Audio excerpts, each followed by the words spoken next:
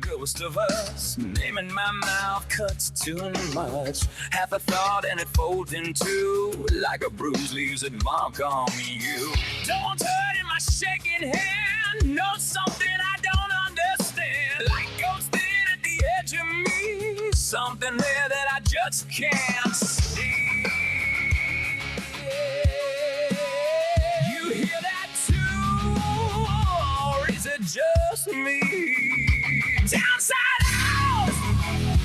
Downside out! I need to go where I don't belong. Downside out! Downside out! I need to go where it feels so wrong.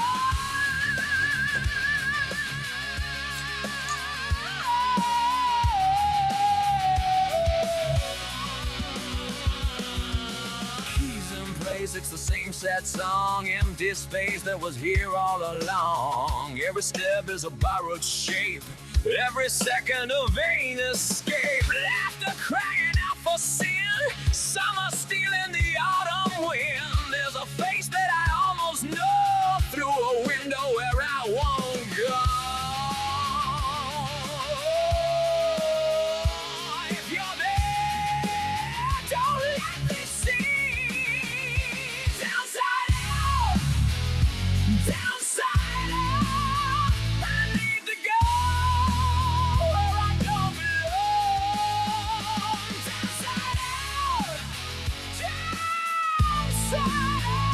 I need to go where it feels so wrong.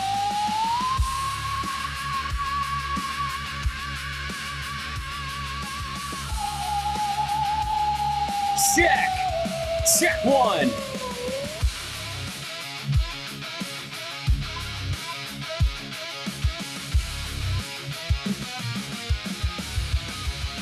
I held it still so it wouldn't ruin. Now it moves in the things I do, in my hands, in the way I speak, in the cracks when I try to sleep. And you said, like you always did, never answer, just nod your head. If I reach, do you disappear? Oh, God, find you are never here. Don't touch the door. Oh, here we go. Don't touch the Here we go. door. If it opens, there's so much growth. Check. Check one.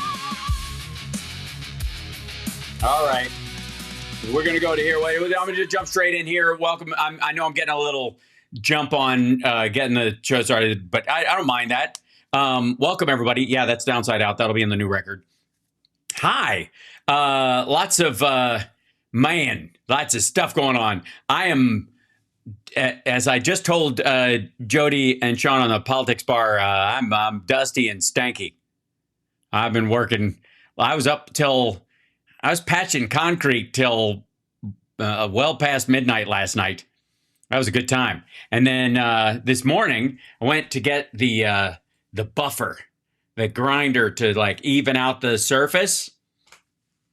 And the power going to the basement, the new space, isn't enough to run the thing. So that was an adventure. I got about 45 seconds out of it and go pow, and I'd have to go flip the breaker. That was fun.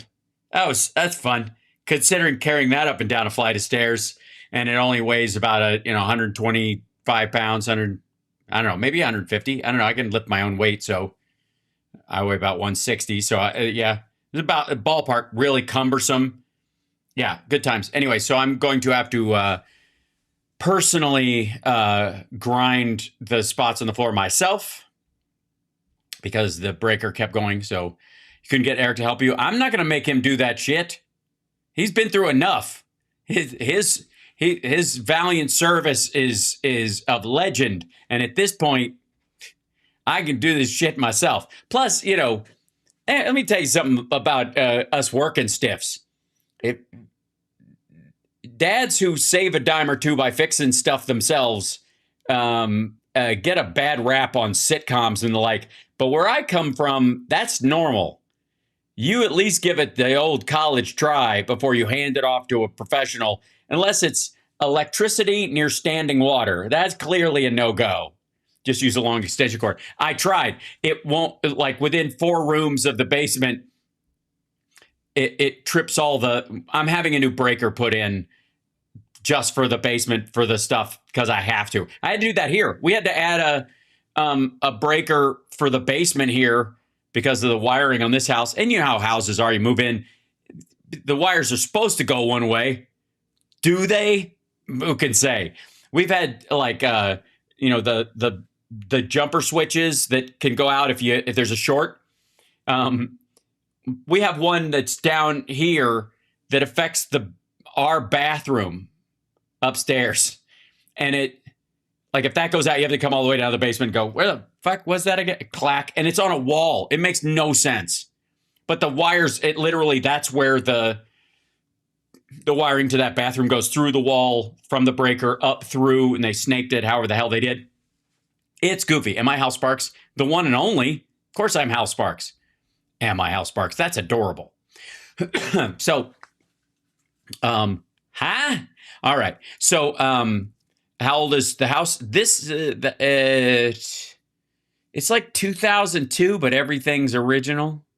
You know what I'm saying? Uh-oh, somebody's at the door. Someone is at the front door. Oh, dear. Waiting for a ring to, who could it be? Dun, dun, dun, dun, dun, dun, dun, dun. Dun, dun, dun, dun, dun, dun, dun. I don't know who that, hold on. I might have to get that one. I don't think, oh, no. I think they just set something down and rang the bell. Because they have to do that around here because things cook. Hold on.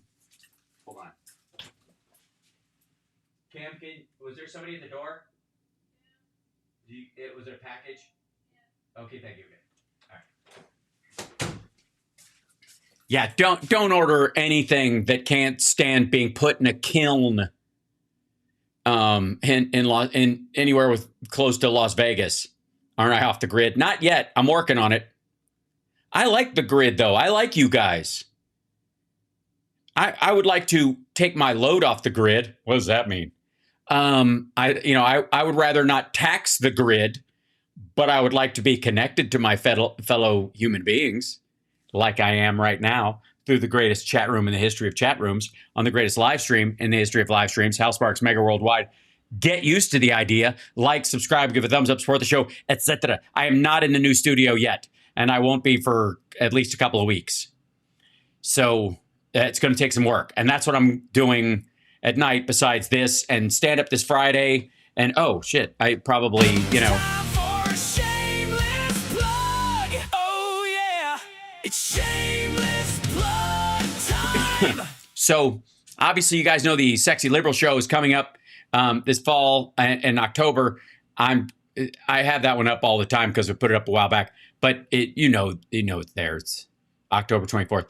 It's probably sold out. But what I will say, for just a shameless plug in general, if I may, is subscribe. Well, you just hit the subscribe button. Just do the whole subscribe-y thing. Would it kill you to hit that? Where's that? Come on up here. There you go. Just subscribe. That's the other thing. Also, I have a single on iTunes from my band 01. And it's called Blue Marble, and I wrote it for the Artemis mission, and hopefully it'll be played as part of their moon soundtrack in a couple of years when the mission's going there. That's the goal. And it's one of the submitted songs, which is nice. And what else am I doing?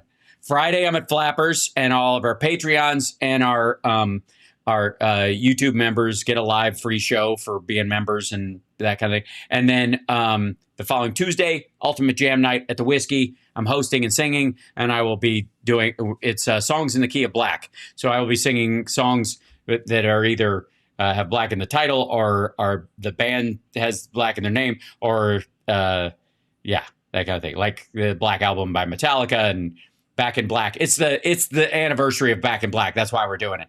So I'm singing so far Back in Black, Black by Pearl Jam, Black Diamond, And then we're still working out what the closing song might be. So we'll see. Yeah, there's a couple of things in the air, but those three are for sure. So anyways, much love and joy and all that kind of stuff, and go. And YouTube is up. Okay, good. All right. I felt like I was holding my breath on that one. Yeah, hit the like, share the show, do that kind of stuff, help the show out. It really does help a bunch. Yeah, I just got to clear my cough tickly thing between now and then. It's on its way out. It just comes when I have to talk a lot, or I've been breathing a bunch of dust, which is probably not the best idea. Okay, we have so much to cover. Let me get into this. I jumped ahead on a bunch of this stuff. Couple of the clips we can deal with right away, if I may, right out of the gate. Can I simplify some of these, like this one, for example? Bill O'Reilly, you guys remember him. He's the only guy whose entire face looks like Trump's nunt. I feel like I almost have to give a nunt warning with his whole face. But the title of this video was, Did They Boo President Trump? Yes. We've solved that. That's yeah, so simple. That whole we answer that very quickly. Yes, they did boo him. They booed him a lot, and they will be booing him a lot more. So that was easy. That's we're blitzing through these clips right now. It's amazing. Now, the next thing, I don't want to jump to that one. Okay, so there's a video that stood out that Fox put up that was equally as dumb as Maria Bartiromo's, like, if we blown up their entire military, how are they still firing missiles? Like, which was magic. But on top of that, they had this video that came out and said, we're in real trouble. GOP rep drops stark debt warning. Now, the guy that she has on is David Schweikert. He's a Republican from Arizona, that state that gave you the Maverick, John McCain, which, by the way, you do realize that was they were using Maverick as a pejorative with him. It was making fun of the Tom Cruise character comparison, like, this guy will get you killed. They were being dicks to him even back then. So now, she reads Trump's Truth Sinkhole post, and then she asks this guy about the budget a second. Come here. Let me show you how the Republicans are talking amongst themselves about normal shit like the budget. Check this out. Congressman David Schweikert, he is also the chairman of the Joint Economic... If you don't know this guy, besides the fact that he looks like Dr. Smith from Lost in Space, sort of as a neighbor on the Burbs, he's the guy who actually comes. He does the actual budget numbers for the Republicans, and when he comes out onto the floor of the House with his little placards and his charts, everybody leaves. There's not a Republican in that anywhere to be seen. Like, if the presiding member, the president of the House, the presiding member of the House could leave too, fuck off. I've shown him once before when he did one of his things. He's like, we're fucked. There's no budget. We're not fiscally conservative. We're insane. This isn't going to work. Like, he was just... that's all he does. He comes out on the floor and snaps by telling the truth. So I don't know why he's smiling, but check this out. Congressman, good to see you. Thank you so much for being here. We know there's some prominent friction in the House Republican Congress over where to go this week. Do you think the party unites around this? What is the priority? A CR or a reconciliation 3.0 or something else? Well, you can do both, but let's do the reconciliation first. The frustration for many of us who are conservatives, particularly fiscal conservatives. Right. As if why would you have to scissor yourself off, bifurcate away from the rest of the Republican? There's like 9 of these fuckers in the House, and Chip Roy thinks he's one, and he's not. He's not even talking about them. Like, he's not talking about the Freedom Caucasians or any of that crowd. is the way that reconciliation is being designed is another $95 billion of spending and borrowing with no attempt to actually offset some of that spending. Do you remember, Maria, you and I have done this a couple times over the last couple of months, and we were talking about waste and fraud. None of those waste and fraud mitigation are actually now being put forward in this legislation. Yeah, you know, I know why. I know why. Real quick. Hey, dude. I'm sorry. I still have my keys on from before. I know why. I'll just check. Hey, shiny thing. I know. I can tell you why. I can tell you why they're not a part of it. I mean, I know the idea is that if you're saving $200 billion, you should be able to just offset the spending. We don't have to spend $200 billion more, and therefore we can decrease the deficit. That this is not a. The savings are bullshit. They're not even offsetting them because they didn't find the fraud and other stuff. They said they found it all. And even if they found some of it, they're going to have to actually go through the courts to determine if it actually is fucking fraud. And that will take years. And it will probably cost more money because they will accuse people in the process of being fraudulent when they weren't. And those people will sue to get their money plus interest and their good name back and all kinds of other shit. And that will be more expensive than the money you would have saved fighting the fraud, which is why they tap the fucking brakes on a certain amount of the shit all the time, because the ROI on this nonsense is pathetic.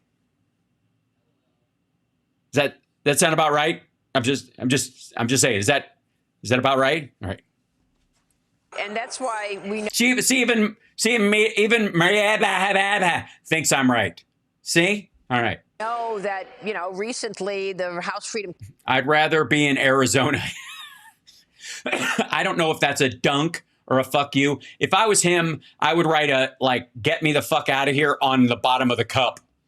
Wrote a letter to the speaker urging that any reconciliation 3.0 bill must include strict dollar for dollar and year for year spending cuts to restore fiscal sanity and control the deficit. That's hilarious. And the fact that there are no offsets in Reconciliation 3.0 has people on Capitol Hill floating a potential fourth reconciliation bill, which is quite extraordinary.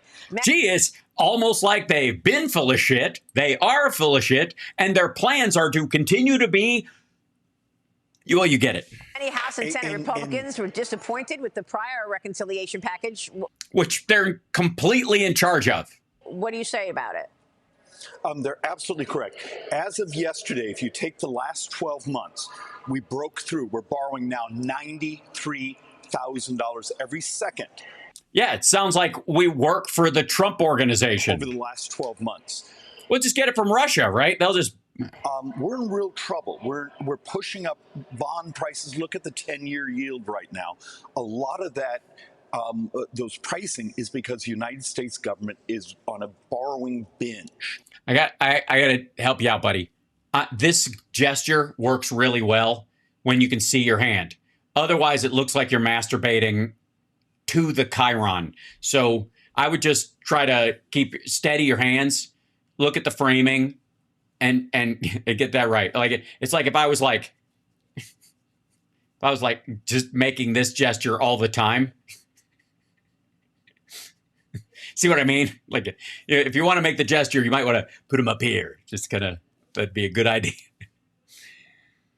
All right. And how do we convince the bond markets that we're serious? Well, you're going to burn. I don't know. Let Democrats run the economy again because they were fixing it until you came along and did this crap. One of the, in many ways, last reconciliation budgets. We have to do parts of the SAVE Act. We absolutely need that. But we also need to convince the markets that we're actually going to start to at least make a small attempt to get our fiscal house in order. Okay, that's him being nice to Mike Johnson and saying we have to work on this. Of course, we have to work on the SAVE Act, but we are spending $93 million a second, and it's kind of blowing my goddamn mind. All right, so... slow your hands. Simmer down. We haven't opened an Only Hal yet. All right. Now, let's jump over to another Fox Business angle. Larry Kudlow with the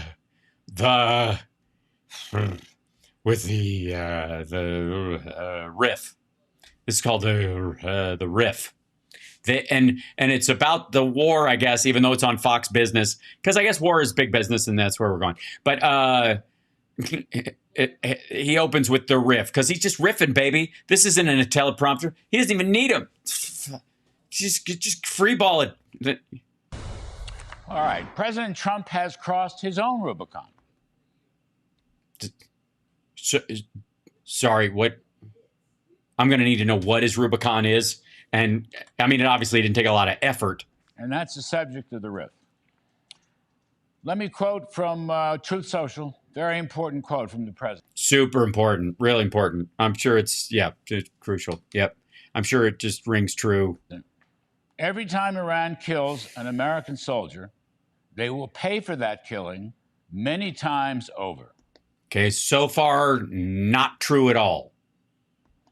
This directive has been passed on to Secretary of War Pete Hegseth, Chairman of the Joint Chiefs of Staff Daniel Kaine, and every leader in the military. So if it doesn't happen, blame them. End quote. That from President Trump. And what form will this killing take? Do we know when we, and how will we even know? Where is it? Hold on. I think we have it here. How will we even know? Nope, sorry. I don't want to say whether. But didn't he say? Keep an eye out for. Nope, that's the wrong one. The Islamic Republic. Oh, yeah. Islamic Republic of Japan.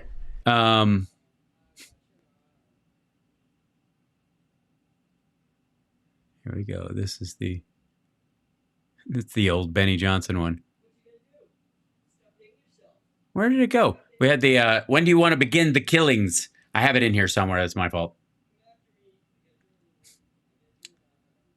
Didn't he say to Maggie Haberman and Jonathan Swan that Gary Player's historian? Yes, he did. Keep an eye out for the end times. You were with us when it was not as nice. The Islamic Republic of Japan. So taking Tylenol, not good. All right. That was his Truth Social today. Let me just say, I fully support him, and I fully support those sentiments. This is like if Dean Martin did a hostage video. And to some extent, I think this is a moment of truth for the president with respect to truth.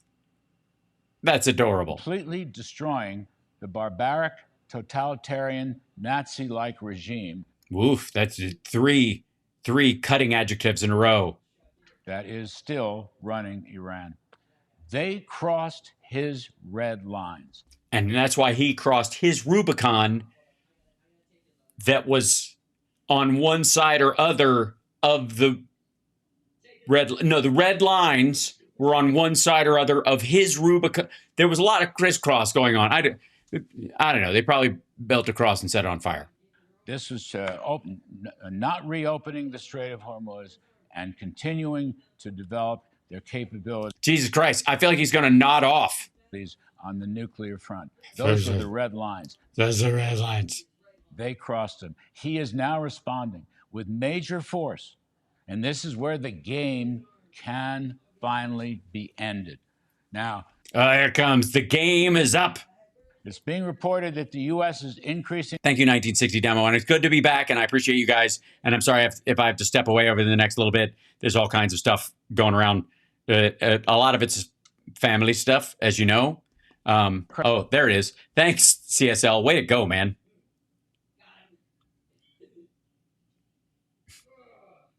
Okay, hold on. I have to download it or we can't hear it. That's so stupid of me. All right, where is it? Here you go. Drag this over here. Put it right there. Islamic. Nope. Damn it. Where'd it go? I did it. I downloaded it, and then where'd it go? Son of a dog doodle. I'm gonna get that. Okay, now it's down there. Come here, you. Ah, there we go. Is that it? You want to begin the killing? There it is. How do you want to begin the killing? How do you want to begin the killing? Aircraft numbers in the Middle East theater planning to send additional F-16 and F-35 fighter jets from bases in Europe, plus additional aerial refueling tanker. Also widely reported was the Situation Room briefing with various options such as capturing Carg Island or bombing Pickaxe Mountain.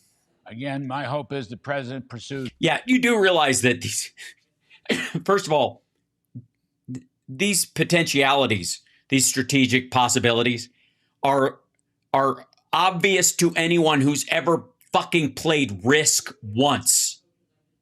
You can look at the territory and look at the resources that you know of and that you are, you assume and that kind of stuff. And you can go, all right, if we have to take Carg, it'll take people. We can bomb this place. Probably that's on the table. It should have been on the table on the first day, right? That kind of shit. They might close the Strait of Hormuz. Shocker. Which, by the way, brings us to Patty Murray, who is asking Keg Breath some stuff. Where is it? Here it is. Yeah, no, it's Kennedy. Hold on. Stupid. There she is. Senator Patty Murray asks about his how do we put it? Contradictory statements about the war in Iran, the military operation, the military masturbation activity of choice. Most Americans, I've had a lot of trouble following this administration's contradictory statements about the war. And everything else. On April 8th, you said, and I quote, their missile program is functionally destroyed, launchers, production facilities, and existing stockpiles depleted and decimated and almost completely ineffective. Yeah, we threw in an almost just to cover our ass. I would like to say for the record, almost is carrying a lot of weight here, but that's a load-bearing word, ma'am. Mr. Secretary, Iran has been firing at U.S. military bases in the region and its ships for the last week. How is it possible, if their capabilities were, quote, functionally destroyed 3 months earlier, as she claimed, for them to be doing this now? She should have just played the Maria Bartiromo clip.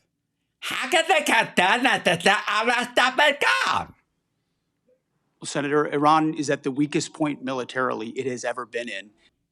In theory, if you had 10 boats and now you have one, yeah, I guess you're weaker. Does that mean you're less effective? No. In the past decade, certainly maybe in 47 years, as they've gathered effectively a terror army. And that terror army was built to try to create conventional capabilities to defend against a pursuit of nuclear weapons, which meant thousands of ballistic missiles, many of which we have destroyed. Many. We don't know how many, but so many that there must be many. I mean, your definition of many, it's well past a few, we hope. Which they have put inside facilities and hidden in underground facilities. Well, that's what terror regimes would do. So, yeah, we don't hide anything underground. Right, Montana? What the fuck are you talking about? Sorry, terror regimes hide their military facilities and munitions underground? Where'd they get that idea? Besides us and every other person in the world. What are you talking about? Knowledge they still have capabilities. What, again, call them a terrorist regime if you want to, but that ain't why, shitheel. No doubt. But the amount of damage that we've done to them over the course of these series of operations has put them in the worst place they've ever been. Okay, well, let me... Citation needed. We blew up a bunch of shit, so they must be worse off. This is the same logic that Trump uses, like, they're desperate to make a deal. Why? Well, we're knocking the shit out of them. And what if they're like, the more resolved, the more you hit them? You know, like the Joker in The Dark Knight, right? On May 5th, you claimed that Iran doesn't control the strait, and you said that there was a, quote, powerful red, white, and blue dome over the strait. Oh, my God. What a douchebag. At least it wasn't a woke umbrella. If that was true, how did Iran shrink ship traffic? I did eat adorable at one point. That is true. I ate so much of it, you are what you eat. In the strait to a trickle again last week. We pushed almost, I believe, between 400 and 500 million barrels of oil under the nose. Million berries? Was Barry Gibb one of those? Of Iran over the course of Project Freedom, which went underground. Project Freedom! We pretended the freedom was gone, and it wasn't. Which I acknowledged after we did so covertly, because it was more effective to do so quietly than to. You mean covert? Sorry, covert programs are better if you do them quietly. You think so? So sneaking through someplace in the dead of night is not cowardice; it's covert action. No. Publicly, so we've been in control. Yes, I think I can agree that covert actions are best done not publicly if you want them to be effective, unless, of course, you're letting people know about your covert actions because they're really decoys. I've seen spies like us moving traffic through there for quite some time. But they it retain the has ability to recklessly shoot at commercial shipping, and that's what happened. We had recklessly. a ceasefire. Yeah, they were just, it was like Cinco de Mayo or fucking 4th of July. They were just shooting off in the air, having a great time. Some of them managed to hit the deck / engine room / control room of some ships 800 yards off the coast of Oman. You know, they were just, it was a lucky shot. And then they shot at commercial shipping. Well, you recklessly also said. Why recklessly? What the fuck are you talking about? Recklessly is about your, like, they're playing with fire. That's recklessly. That he's trying to boast about himself in the process. That's not the question. They don't think it's reckless. They think it's effective, and they're kind of right. And if you're just like, it's reckless because I'm going to fucking, they're going to cross my line. They're going to get too close. I'm going to have to show them they're being reckless right now. They're like Fred Wolf and fucking Dumb and Dumber outside the phone booth. He looked at me. It make me mad. I almost like it, Same press conference, and I'm going to quote you. You urged Iran to, quote, let innocent ships pass freely. These international waters belong to all nations, not to Iran to tax, toll, or control. Last week, President Trump said the U.S. would charge a 20% toll to each ship to pass through the state. So based on your opposition to tolls, did you talk to the president out of that idea, or did someone else? No. MBS called him and went, fuck you, buddy. If you do that, we're pulling your golf course. That's what that was. Iran's not charging tolls, and they're shooting at ships right now. So, sorry, real quick. Think of it as a lead toll. It's a toll explosion. You can pay us, or we'll shoot your fucking tires out, and you won't be able to drive. That's how they enforce the toll, and that's how they make other people pay the toll in the first place. That if we didn't have our blockade back in place, they were still charging tolls for the ships that were going through that we were allowing after we'd opened the blockade. This is so goddamn dumb. Like, he literally has no idea what's going on. Like, I swear to God, I wish someone had simply said, do you know what's in the MOU? Did you read it? Do you have a copy in front of you? Because I would like to ask you some questions about what the president signed and whether or not you agreed with every point in this. Trump said that he wanted to charge a 20% toll. We have a blockade right now of all Iranian ships and Iranian ports, and it's effective. My time. Yeah, that's I guess you can just jump ship question wise, just answer a different question entirely. Anyways, Both. So lest you think, ladies and gentlemen, ladies and germs, lest you think that Patty Murray is the only one who poked the bear on this stuff. Let me introduce you to a guy who's normally quite aggravating. Somebody said his hair is so trans. Are you looking at a picture of Jesus right now, or Ted Nugent back in the day with his leather pants and his shirt off? Yeah. There's no better way to tell when we've got like a Russian bot in the chat is when they start attacking long hair as a thing. It's adorable. All right. So lest you think it's just Democrats who are giving Keg Breath some shit. Here comes John Kennedy, Foghorn Leghorn himself, who's taking his own sweet time. Now, I'd like to remind you that this man is a lawyer who went to Oxford. Okay? Oxford. He didn't go to like Podunk U and learn and taught himself the law in a old woodsy cabin like Abraham fucking Lincoln. He went to Oxford. Hooty-hoo. Thank you, Madam Chair. Thank you all for being here today. General, in the war between Russia and Ukraine, who do we want to win? Sir, I want Ukraine to win.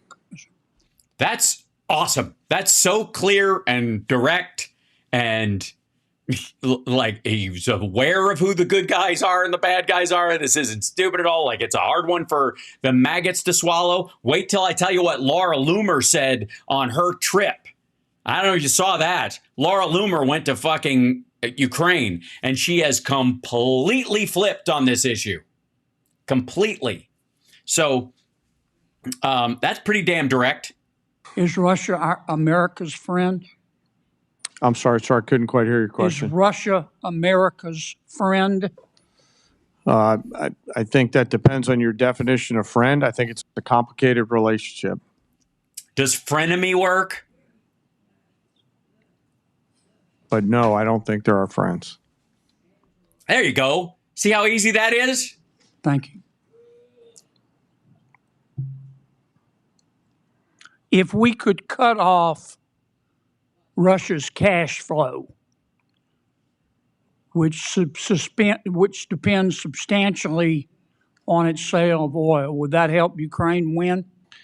So I think militarily, anytime you can restrict resources and cash flows against an adversary, General, I that's have a good so thing. much respect for you. Yes, sir. But I have so little time. Yes, sir. I'll try to be Just briefer. Give me succinct answers. Yes, sir. It would assist a. Would help, wouldn't yes, sir. Yes, sir. See, this is such a normal conversation. It's like, that's what you, by the way, there's stuff to be learned from what Kennedy is doing here, as much as he can be a shitheel. Get your answers on the record. Yes or no. And now, obviously they get very defensive with Democrats, but with Republicans, they're going to give yes and no answers, and that's on the record. If we could stop people, entities, and countries from buying Russia's oil, that would help cut off its cash flow, wouldn't it? Yes, sir.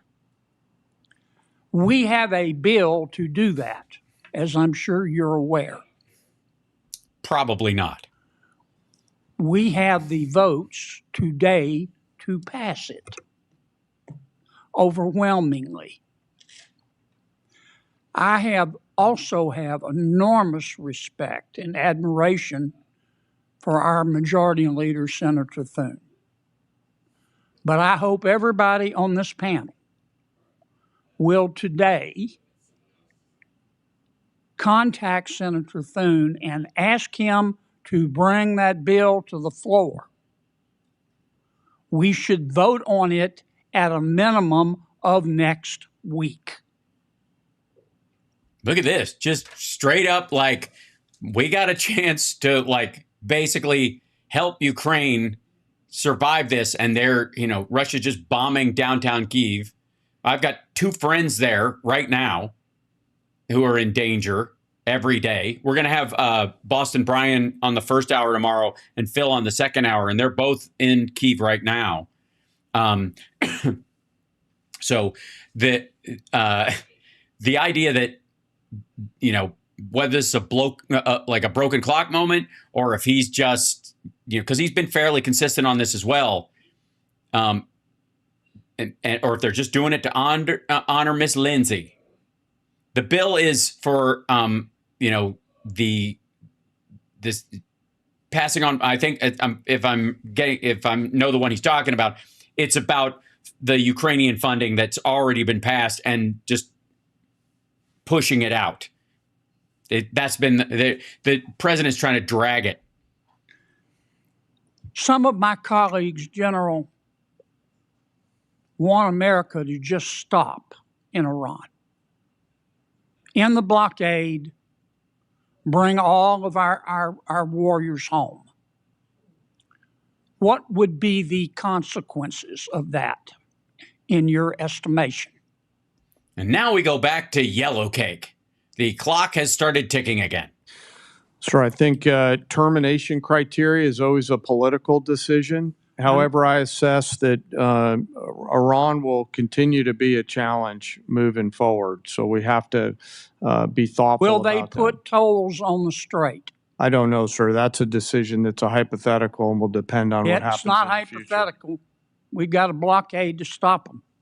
We do, sir. That's General, putting I want you economic to look me pressure in on the eye. Iran. I'm not asking you for, I'm not trying to get you in trouble. Right. This is Kennedy aware that these guys are really talking to Trump right now. Know your advice. They'll slide the Save America Act into that. No, they can't. This is stuff that's would go through with reconciliation because it's already paid for. So the president it's an allocation. Is private. But this is serious as 4 heart attacks and a stroke. Now, by the way, I think Hal Holbrook did an amazing job playing him in The Firm. What happens if we come home and end the blockade to the world? Sir, Iran has the potential to continue to be a threat, and we will need to prepare military Will they options toll to do the that. strait? Sir, that's a hypothetical question, and I don't know the answer to that. Oh, it's not hypothetical. We come home. It's not going to be hypothetical. You know that, General, and I do too. And I appreciate your discretion, but we're down to it. Mm-hmm. We need some hard answers and some straight talk. What'll happen, Pete? Senator, I would agree with the chairman, but the likely outcome is they would try to impose their will on the waterways in ways that the world would not like. Call it a toll, call it a fee, call it an exchange, call it control. They would do something that they would try to hold it at issue. Probably, what they'll probably do is hand out those yogurt punch cards. It could be that, call it whatever you want. Where every after 9 trips, the 10th one's free. Would they try to? The worst part is they'll probably set up a system where when you sail through, when you pay, they keep asking you to get their credit card or join their rewards program. Ugh, I hate when Iran does that. Commence development again of a nuclear warhead. Yes, they will commence it again. Mm-hmm. Part of the reason President Trump had to have the courage to do what he did after Midnight Hammer is that they didn't give up their ambitions, even though their nuclear sites had. Oh, I'm sorry. I didn't realize we were bombing their ambitions. I thought that when you bomb something, it's because the potential is actually there. So we're bombing the dreams out of these assholes?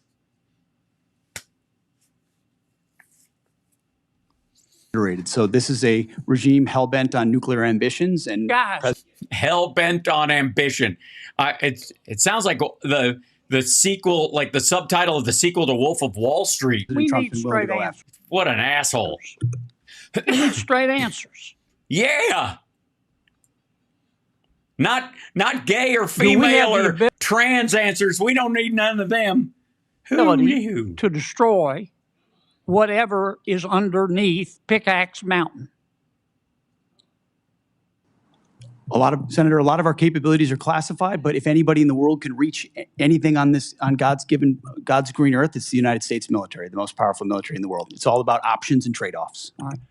Yes. If one of those trade-offs is nuking a country that we attacked and setting that as a normalized precedent from our point of view going forward, then yeah, sure.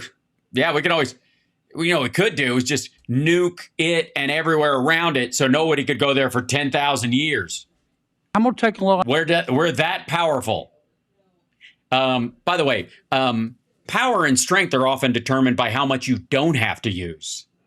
If you're using every bit of your strength, you're not as strong as you need to be. You always used to tell, like, my taekwondo teacher was like, one of the reasons why you train to kick high is, you're like, I'll never do that in real life. That's because in real life, you're going to be tense. It's going to be a terrible situation. And you want to be able to kick at least rib cage height, right? And if you're tense, if you can kick the head when you're comfortable, you can hit ribs when you're in a real tense situation. That's why you do it. So you want your strength to be higher than what you will ever need. And if you're maxing out at this point, and your only other option is just like Russia, like, we might nuke everybody. We'll just fuck it. Let's just go. Maybe you shouldn't be the Secretary of Warts right now. Maybe because you're a dipshit. Time, because others got it, Madam Chair. I won't abuse it. Secretary, are shrimpers farmers? Absolutely, yes. They're farmers of the sea. Are oyster harvesters farmers? Yes. In this USDA, yes. They having to compete with other countries who grow oysters and shrimp in a ditch and shoot them full of antibiotics?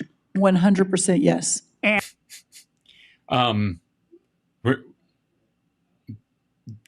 in this country too, right? And if you eat too much of that foreign shrimp and oysters, you'll grow an extra ear, won't you?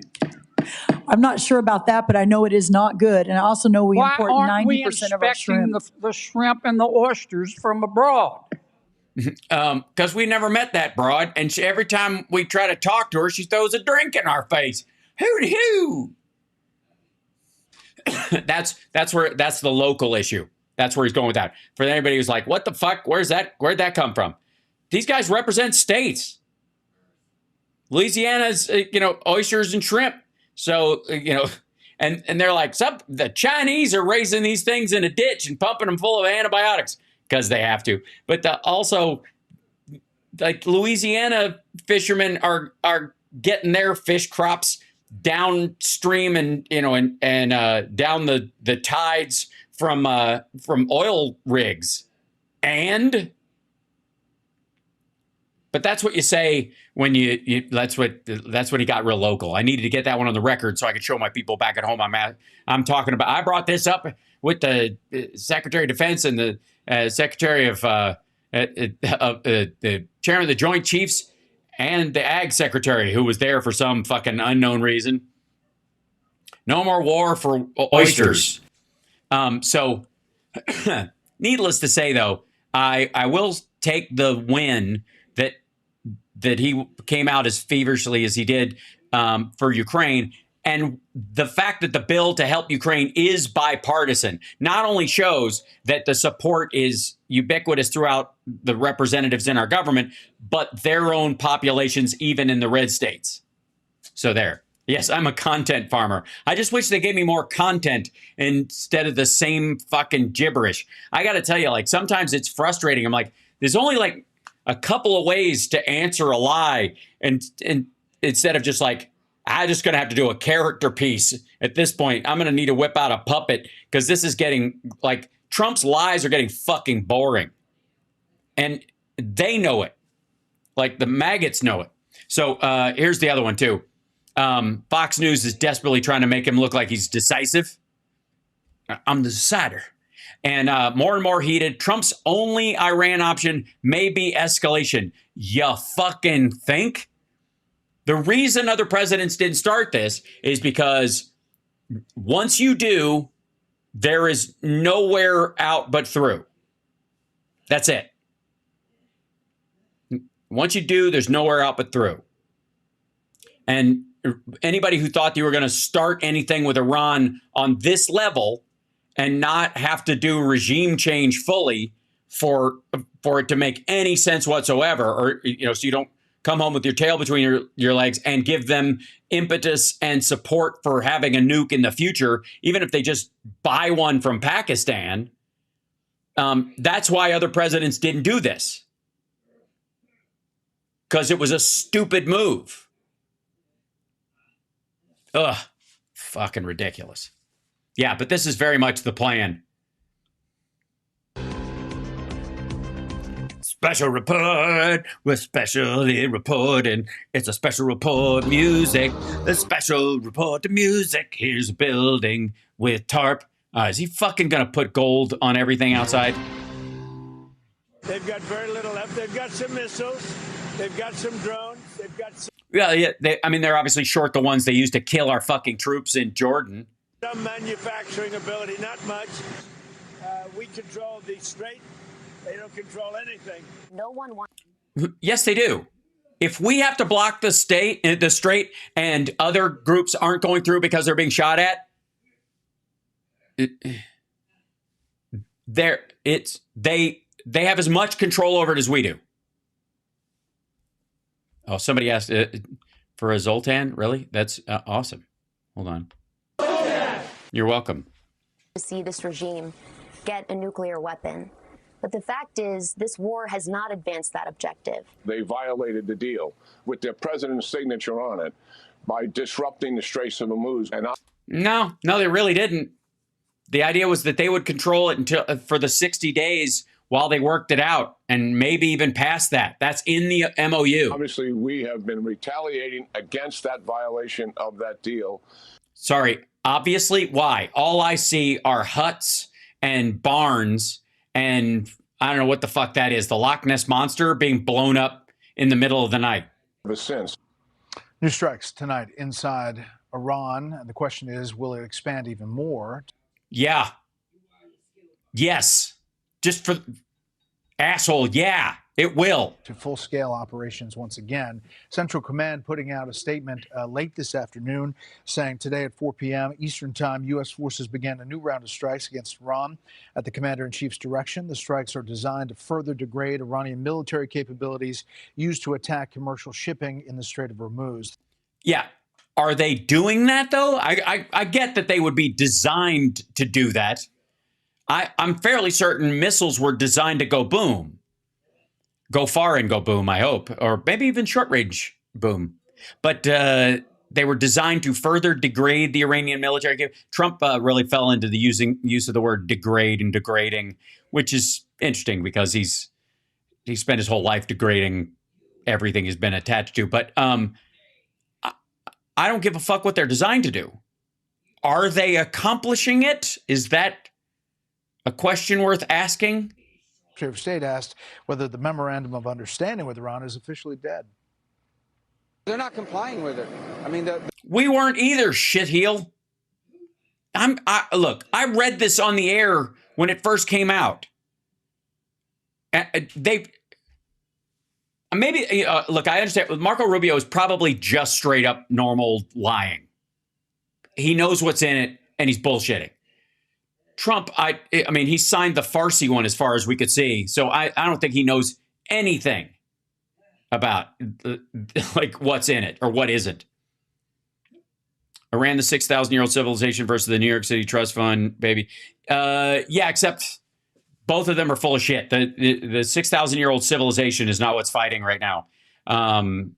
Especially like Islam's only been around since, 1420, somewhere around there.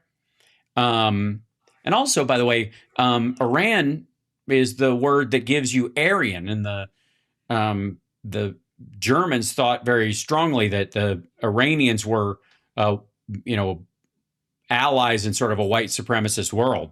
Just throwing that out there. The Persians themselves as people who had, moved through the Caucasus, giving you the Caucasians. the straits are supposed to be open, free. Are they? Told, free of attack. Yeah, that's not what it says in the MOU. Free of all the things they're doing against these ships. So you can't have an MOU that's alive if they're violating the terms of it. And they continue to send signals that they want to talk, that they want to negotiate, but their behavior is... First of all, wait. Who? Again, who's sending signals, you dumb son of a bitch? If the IRGC is firing on these things and is ignoring any of the negotiations, and the negotiators are trying desperately to call, like, please let us talk, because they're wanting to be the new line of civilian leaders, but the IRGC is actually functionally running the country right now, and they're not listening to the civilian leadership, who gives a fuck what you're talking about? Sorry, 610. So 1,400 years ago. I have that right. Yeah, 1490, right? Approximately ish. The point is,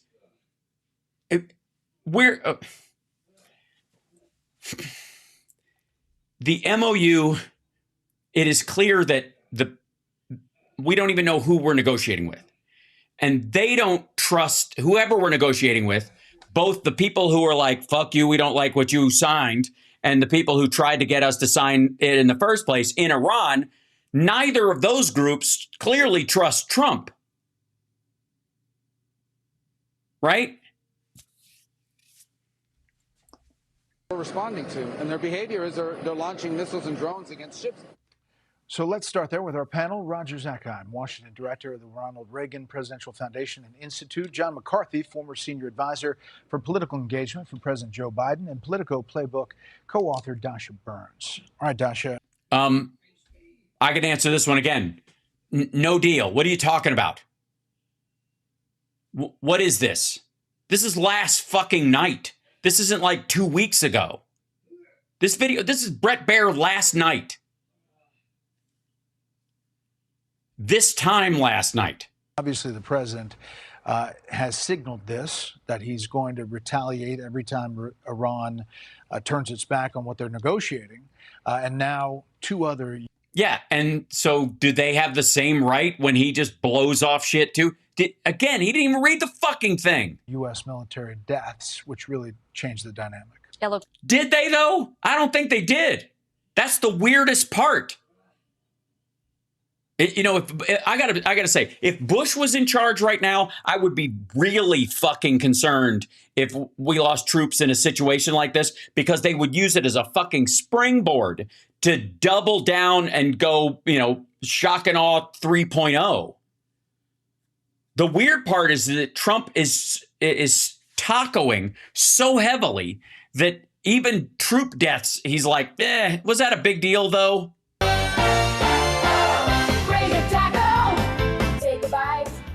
Trump always chickens out, so it's gonna be alright. Raise your tackle, take a bite. Trump always chickens out, so it's gonna be alright.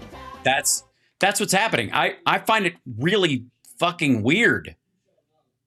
They're so afraid because of the oil issue, because of the depleted reserves.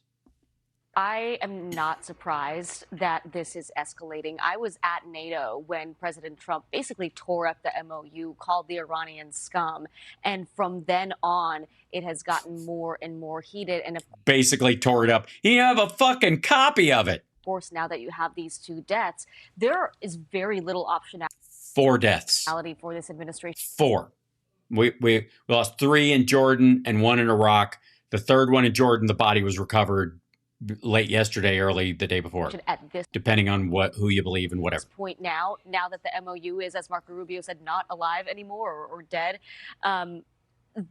there is only the option of escalating. The question is, how far is that going to go? There is the Israeli counterpart there that does want to see Iran fully demolished, right? And so you have an ally pressing the president to go further, and you have an Iranian regime that, even if they were to be able to get back to the negotiating table, I think it's become very clear that the powers that are coming to the table are not necessarily the ones that control the guns. Yeah. Hey, look at that. It took her a while. It took a while. It did. I mean, it's Fox News. Just keep digging, and you're like, oh, apples. Like, she's digging for apples.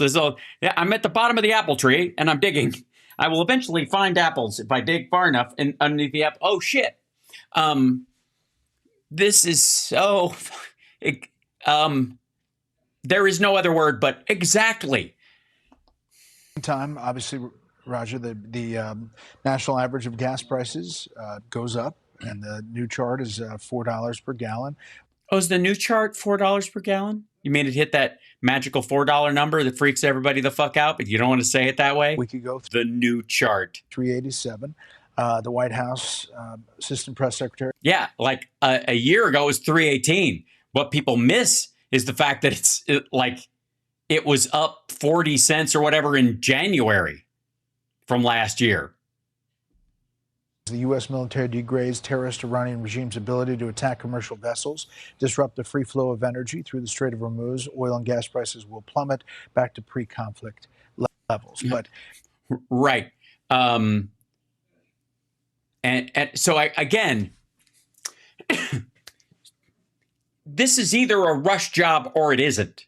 And if it isn't, what the fuck are we even talking about?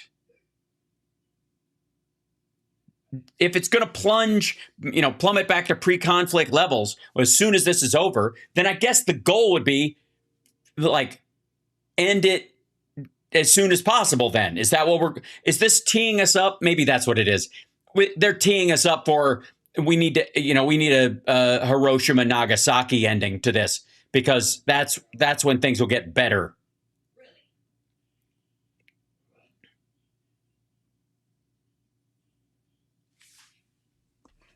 Live crude prices, if you look at them right now, it's 83 something, 83.14. But you get a full scale deal and you're back up to 105. Yeah, I think there is optionality for the price. You get a full scale deal and you're back up to 105. So if this ends well, it'll be $105 a barrel. President's question of how much does he want to escalate, and that really matters a lot here. Really? That's funny. Like that wouldn't, because if that was true, then maybe the founding fathers would have put something in there about, I don't know, asking Congress and trying to talk to the people's representatives, powwow with them, see if it's worth it. If you want to, that's the issue you're in. What have done is that they escalated horizontally. The death of U.S. service men and women, right? I've escalated horizontally before. It's a good time. Sorry. Cause Iran fire. You asked for it, goddammit. We're having to deal with this same news shit. This is how we're going to deal with it. God damn it. And just because, words are used to lighten a subject does not mean the subject is taken lightly. There are medium-range ballistic missiles in facilities in Jordan and elsewhere in the Gulf. President Trump has focused the degradation along the Strait of Hormuz on the coast. The question before is, all right, does a target set need to expand? Do we need to escalate beyond that to get at the sources of these attacks? And then a more strategic question is, again, does the president only focus on opening up the Strait of Hormuz? Will he do an expanded project, freedom? Or is the president seeking something more fundamental, which is the crumbling, the... Hey, hold on. First of all, assumes facts, not in evidence, that he fucking can. If they just start dropping mines and shooting rando boats aren't going to want to go through there no matter how much you tell them to. And if the Houthis decide to go after the Red Sea, that's the ball game for a while. And then you want to talk about depleted reserves. Whatever his options are on the table, they also have to fucking work. And I see no evidence that they would. Of this regime. The latter would be far more expansive than the former of just trying to meet escalation horizontally that we see from the Iranians. John, it's low-hanging escalation horizontally. What a dickhead. Fruit for Democrats by the way, that's managerial level military hogwash.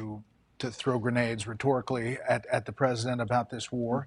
But bringing it to an end and having a U.S. objective that everybody sees is really nonpartisan. Yes, but I think that the White House has demonstrated a lot of activity. I don't know that they've demonstrated a lot of progress, or at least they haven't done so to the American people. I think that the human toll of this, the loss of American service members, really does change things in people's minds, too. They're certainly feeling the economic impact, as you mentioned, Did he kick his stool, or is there a spittoon in the Fox studio again? Oil's up to $81 a barrel. We're looking at $4 heading into kind of the summer holiday season. That's something that we're in the middle of it. We're not heading into it. Really, hitting Americans in their daily lives. So the president. We're by the way, that's the point. We're well past it. They bought themselves a window in late June to lower the price. That's what they were trying to do. But we headed into it with rising gas prices, and then in the middle of it, it started to kick back up again. And it's not. There's no reason for it to come down anytime soon. And it's just static until China runs their oil reserves down, which is again bullshit. I don't know why people believe any of that nonsense. failed to kind of give strong parameters to this to kind of bring people along with him. And I just think that he's going to continue to have his numbers hit by this if he's not able to kind of change this narrative to a winning one. This is not a popular war, but the president right now feels like he doesn't have much choice but to escalate and to continue in this, which puts them in a... Well, right. Yes. Why is that? Oh, it's just because he's a fucking moron and he started it. real political bind. Yeah. Let's talk politics. We weren't? We're not just the only ones covering this bloom of democratic socialists. Oh, for fuck's sake. Bye. This bloom. Yeah, all fucking four of them. Now tell me about like the MAGA QAnon takeover. Go over to Truth Sinkhole and look at all the maggot QAnons who are freaking the fuck out at Trump. Like, if I don't see some arrests, if I don't see Hillary Clinton, and I'm tired of you here saying you like Bill now. What the fuck? Like, go over and check that shit out. All right, now, perhaps there is a future. Perhaps there's naughty pictures. Perhaps Glenn Beck can tell us what we should even look for. At this point, we don't even know what's going on, but what should we even pay attention to think if we want to find out what's going on, what might be real in this situation? So this is some fucking ChatGPT optimized generic titling if I've ever seen it. The U.S.-Iran war, depleted oil reserves, and Trump's endgame. What to watch for now? Now, very important word to motivate people. It is it's the drive-by, nipple tweak of thumbnail and YouTube titles. I'm just looking over some of the comments that have just come in. Joanne writes, Glenn, you continuously preach to the choir. I've heard many, many times we have sweet crude and we can't refine it here because it takes too long to build a new refinery and the greenies won't allow it. Well, sorry, Joanne. Just trying to inform the public, and you might have heard it, but believe me, most of your friends don't know that. That's why, the greenies in Louisiana and Mississippi and Florida. The greenies, and these are by greenies he means anybody who doesn't want another cancer cluster near them. The president should be saying this every day. Yeah, but he doesn't know it / believe it anyways. Every day, because he would rather have business with Venezuela for his family so they can have their crypto farms down there and use Venezuelan oil than to open up refineries in the United States for American sweet crude. Sorry, he's a fucking liar and you're a sucker. It's a match made in hell. Don't know. They all say the same thing. How come our gas prices? Oh, if we have so much oil, how come our gas? That's why. No, it isn't. No, it isn't. Doesn't matter. We produce 13.5 million barrels of oil, fuckwad, and we use 22. Fuckwad. Do the math. Even if we refined all of it here, it wouldn't fucking matter. Supply and demand. And Joanne, if you know it, how many times have you told it to your people, your friends, your neighbors? Oh, they're sick of hearing it, I'm sure. You should be sharing this every single day. People are not paying attention. Yeah, but it's your crowd. They have to not pay attention or they'll notice that Trump was Epstein's wingman. Here's one. Why don't Lindsay girl? So why don't we just drop a nuke on the Middle East and turn it to glass? Did you hear? Because Jesus would be upset. Okay. Hear what I just said about nuclear war? Once anyone drops a bomb, it's over. Obviously not true post Japan. And after that, the U.S. and Russia spent most of their time nuking themselves. Yeah, we blew up more. We had more explosions on our own land. Yeah. And it's not me saying that. It's not me guessing. That's the Pentagon doing war games since the 90s. That's the movie War Games. Greeting, Professor Falcon. 1950s. We have never fought a nuclear war on paper, ever. And people have won. It's yeah, in a UFC fight between the fittest guy. A dude that's so fit Trump wants to rub his thighs against trying to punch out a nuclear weapon. with or without Slim Whitman riding on it, the UFC fighter loses every time. Oh, it always ends the same way. So no, we should not drop a nuke. Daryl, boots on the ground should be Gulf troops. Agree. Those countries should take out Iran, which is a threat to them. Agree. 100% agree. J-Man, for real. Oh, you mean, so Israel has nukes, they should nuke them. This is a If we nuke them, it's terrible. But if Israel nukes them, it might be our only way out. Wait for that talking point to show up in the next couple of weeks. War. You're not going to win. Sorry, it was Slim Pickens. You're right. It wasn't Slim Whitman. Sorry. Cannot win a war against. Thank you. Thank you for fixing that. There's so many Slims out there back then that I sometimes get my Slims. I've never mixed them up with Virginia Slims. So I figure that's a plus. We're only negotiating, Chip, is to destroy the world or we'll do it for you. Yes. So that is great observation. Now you're president of the United States. Well, God willing, one day. What do you do? A lot, actually. I think I treat medical issues as fervently as we've treated foreign invaders or the prospect of terrorism, in that, the chances of you being shot by a terrorist or blown up by a terrorist is, partly because of our military ability, but certainly very low compared to the idea that you would get a disease that would take your life or your fortune or your family from you and that kind of thing. So I would focus on that with equal fervor. I would have sort of a World War II buildup to try and cure all diseases, the revive the Biden cancer moonshot, that kind of stuff, and treat it as important as we would, the potential yellow cake threat from some rando country at any given time. That's a good start.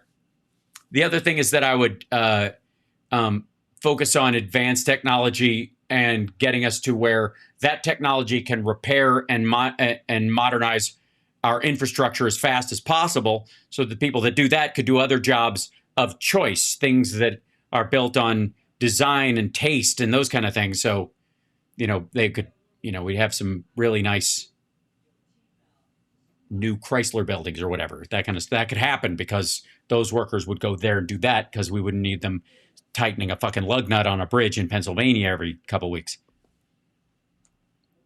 That's just for starters, obviously, that, and, infusing technology into all of our schools, making sure they have the highest level of it, making sure every student has a baseline that advances to at least, available tools and books and learning and skills and teachers available to them as the best ones have today, as quickly as we can make that happen.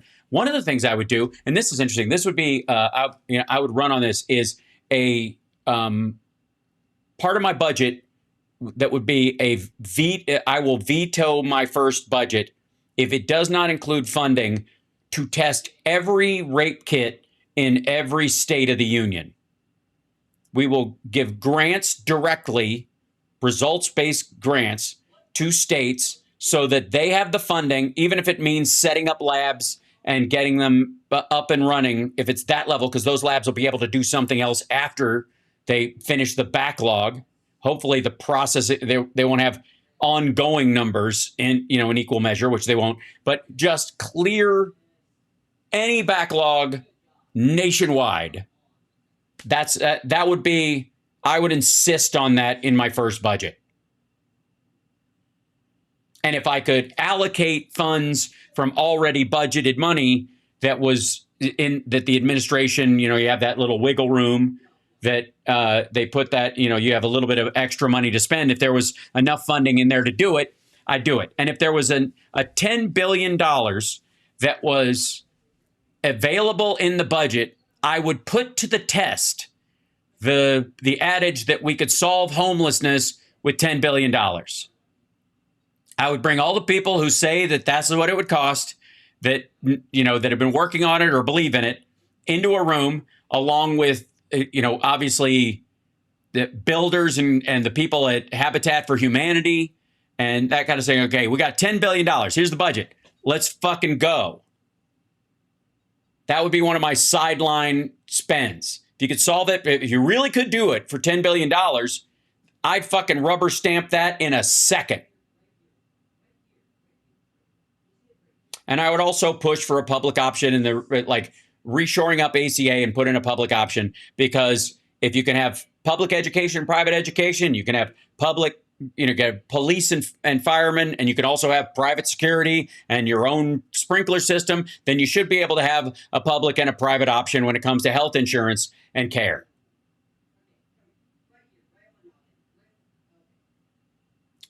Just for starters. I think that would. Does that sound all right to everybody? Chat room, does that sound all right to everybody? Just throwing that out there. As platforms go, oh, fuck this guy. As platforms go, that's where I would start. That's where I would start. And the interesting thing is that it would involve a buy-in from the states that would not require new taxes to do it. It would be a coordination exercise by the federal government working with state governments to provide this material support in a way that's fiscally responsible to the state, so that if I got impeached for being too sexy, the program would still exist in the state beyond that. Instead of being in a situation where you're trying to solve a problem like the Dreamers with DACA, and then everybody's trying to kill it when you leave. So what you want to do is get something that's sustainable for the state and providing a coordinating effort that you could make up for it. And a lot of that would be in computers, in classrooms, AI support, that kind of stuff. The valuable part of that with teachers and using that for a myriad of things, and localize that AI again, so you don't need a giant data center and you're not giving Anthropic and OpenAI $1 forever. You would develop it for the states with working groups, using employees of the federal government that already do a job. That's their job. This is just another task for them to focus on that will help in that area. Does that any of this sound reasonable? Okay, excellent. Somebody remind me to put that on my website as my platform for 2028. Along with, of course, the Sparksist Megafesto, which is the book I'm going to be releasing before, when I run, which will have my economic theory, which isn't really an economic theory any more than the circulatory system of the human body is a theory. I'm just here to tell you, sorry, communists, sorry, laissez-faire psycho Peter Thiel capitalists. A mixed economy is the only thing that ever works. The only thing that ever works. Some shit's always going to be public because there's no private interest and profit in doing it. Some shit will always be private because you'll never have the public's buy-in to get it off the ground. And in the middle, there's what I call the economic DMZ, the demilitarized zone of stuff where it might be public or it might be private, and we've got to work that out. One day it might be completely private, but it needs help getting off the ground by the government. That would be your electric cars, supportive grid, high-speed internet for, in the rural areas. That's where the public part of it tips over eventually into private, where it doesn't have to, taxpayers don't have to rely on paying for it anymore. In the same way that the internet was created by the government and turned into the internet, which then spread privately throughout the country and created a balance. And then you just make sure you make up for the gaps in it as best you can. The federal government will be in charge of making up for those gaps that will always exist. And then you'll have a partnership with the states or private or NGOs that, in the middle for the stuff that's debatable. Not everybody's bought into wanting to be taxed for that. Not everybody thinks it's a valuable use of their funds or interest them. So that stuff you're going to have to work out just to get it done. Yeah. Is Hassan going to call Hal a shit lib? I could care fucking less. The dude has terrorists on his fucking show that had current hostages. He talked to that fucking Houthi asshole. He was talking about how he was dancing with the Chinese hostages and they were so happy to be there. What do you think they're going to do? Yell? Get their fucking feet burned? What an asshole. Oh my God. Fucking... it's like these second generation rich kids. How is he any fucking different than Trump? Good Lord. No, it's Sparks Biden 2028. Hunter's going to run as my VP. because I think America could really use an addict on the mend as a leader in the country, because there's a lot we could learn from addicts who've worked their shit out. You know what I mean? Like that, we have a lot, I've never done anything. I've never done drugs. I've never smoked any of that shit. And I'm never going to. So I have a value that comes from that life experience. But there's also a value in life experience from people who've been through that shit and made it through. And he's a great example of somebody who did. And America is addicted to so much shit that having an addict to help lead some of these programs and do things might be perfect. I know what it's like to keep doing something you shouldn't do because you're driven to do it, and therefore I think I can help us get away from it. You know what I mean? So, anyways, on that note, back to whatever the shit this is. This is, by the way, the reason when Glenn went to fucking the comments section in this is because he's just running out of turd polish. What do? You know that. You can't win. You can't win. Yes, I can. I can win. I could totally win. Because they'll destroy the world. So, I thought you were talking about my run for president, not nuclear war. And who are they? That's what I'd like. Hype train. Thank you guys on Twitch. Getting lively over there. Somebody probably needs to go into Hassan's chat room and tell him I said, fuck you. That'll, at least drive some traffic our way. I'm not clout mining some asshole on Twitch. So we don't fight it. Mr. President, then they will get a nuke and they will use it and they will destroy the world. Or they'll get it and they'll use it as like Russia does with this threat of mutual assured destruction that allows them to fuck around with anybody they want to. And if you try to push back on it, they'll threaten to blow you up. They're not going to nuke. First of all, one of the most holy sites in Islam is in Israel. The idea that they're just going to fucking nuke it and go to the other side is dumb. They just want protection. That's what a nuke is these days. That's all it actually is. The threat of possibly using it is so devastating that just having one protects you from somebody else being able to finish you off if they decide they don't like you. And with the greater Israel theory folks floating around, you can understand why why the Iranians, good or bad, the entire spectrum of leadership would believe that, right? In the same way that the leadership of Israel, good or bad, would believe this about Iran to some degree, if they didn't have a nuke, for example. But you just told me. Which they do. We can't fight to win. Right. And that's absolutely true. You can't win this war because they're all bat crap crazy. All right, so we've, again, we're back at war games. The only way to win is not to play. Okay, so we're not going to fight. Well, then they have a nuke. Well, then we're going to fight, but you can't win. What do you do as president of the United States? See, this is the thing. Everybody likes to armchair this. They like to just sit at home, think about it and I'm not saying that. Well, I'll tell you what they do is to spend 2 years and change signing an actual functional denuclearization deal with Iran, with the Russians actually not just buying in on the down low, openly coming out in support of it with the idea of normalization of Iran and its trade with the rest of the world, and successfully doing that. But the problem with that is some asshole might come in and just rip the deal up because it doesn't have his name on it. You, J-Man, for real. People you know, they will armchair this, and they have put all of maybe an hour, maybe, if we're lucky, an hour's worth of thought into this since the war began. Okay, he's talking about his listeners and viewers, by the way, all 9 of them. And they'll say, well, we shouldn't fight it because you can't win. Okay, great. I agree with you. We can't. But they can't have a nuke. So what do you do? That's why this president is fighting it the way he's fighting it.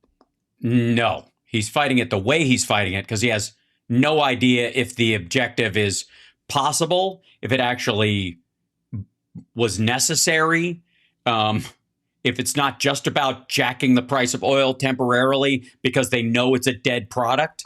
He's got to keep gas prices down. He's got to keep.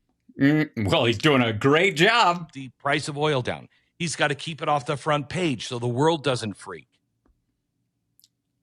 If it's being executed properly for the purpose of the world, and he's the greatest salesman ever. He's the you're fired guy. He's all merit and you know, all killer, no filler, right? If he's all those things, why the fuck wouldn't you want it on the front page every goddamn day? He's got to cobble together the allies, which he has done in the Middle East. He didn't cobble them together. There's a Sunni and Shia divide that's been going on since 1614 or 614, since 1400 years plus, 1497, whatever it is. Say the troops in the Middle. I'm doing the math quick. Middle East should come from the Middle East. You're right, and that we have a chance of that for the first time in history. We have a chance that they might be the ones that take it because he has spent years now putting together that coalition. Oh, fuck you. We had a chance for all this shit a long time ago. We really did. We were in the process of moving from leaded to unleaded gasoline, and the idea that we would move towards more efficient vehicles and then eventually hybrids and all that kind of stuff. And Jimmy Carter putting fucking solar panels on the roof of the White House. And the idea, because we were being held hostage by Middle Eastern oil on the regular, and they had an outsized control over our economy and our safety because of that. If we'd have continued on that path instead of just falling back into this bullshit because of Reagan and Bush's friendliness with the Iranians in particular, we would have been well past this a long time ago, because the physics of renewables hasn't changed in the last 50 fucking years. Do you understand? Solar panels, if we'd have started working towards improving those things at the clip we were going on in the late 70s, we would get to where we are with efficiencies in solar panels right now. We would have gotten there in 1988.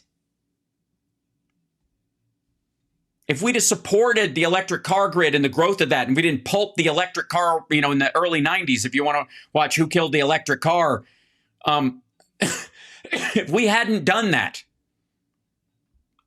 then, and because we knew that it was a national security issue, the Middle East we would be dealing with wouldn't have a power base. They wouldn't have a leverage point. They would have to behave and participate in the rest of the world because they wouldn't have oil as a driving factor. In the same way that, I showed that clip with Senator Kennedy earlier where he's like, if we cut off Russia's oil, would that slow them down in Ukraine? You bet your ass it would. Same thing here. If we stop needing oil, and not because we're now dominant and we can use our own, just fucking pare it down to nothing. Right? Just like everywhere we possibly can, don't use petroleum-based fuel for anything. Improve our grid, renewables, nuclear, tidal, geothermal, everything we could possibly, cook together, and then natural gas as the primary driver until we can make that full transition as the technology catches up. If that was our goal, that was our Marshall Plan for our own goddamn country, then our concern about the Middle East and that area would diminish every 6 months. It would be like a half-life. It would cut in half by every 6 fucking months, because that technology, that growth, that advancement would spread to other countries. The Western countries in the developing world would adopt it first, but then it would eventually spread like everything else does to the rest of the world. And it's super crucial. I'm like, if we had spent all of our time that we focused on the war on terror and selling it and funding it and all this stuff, fighting cancer, and had gotten, had a limit, gotten as close to a cure as we are right now 10, 15 years ago, You think we'd have this many enemies in the fucking world? We wouldn't even need, Trump wouldn't have a reason to run.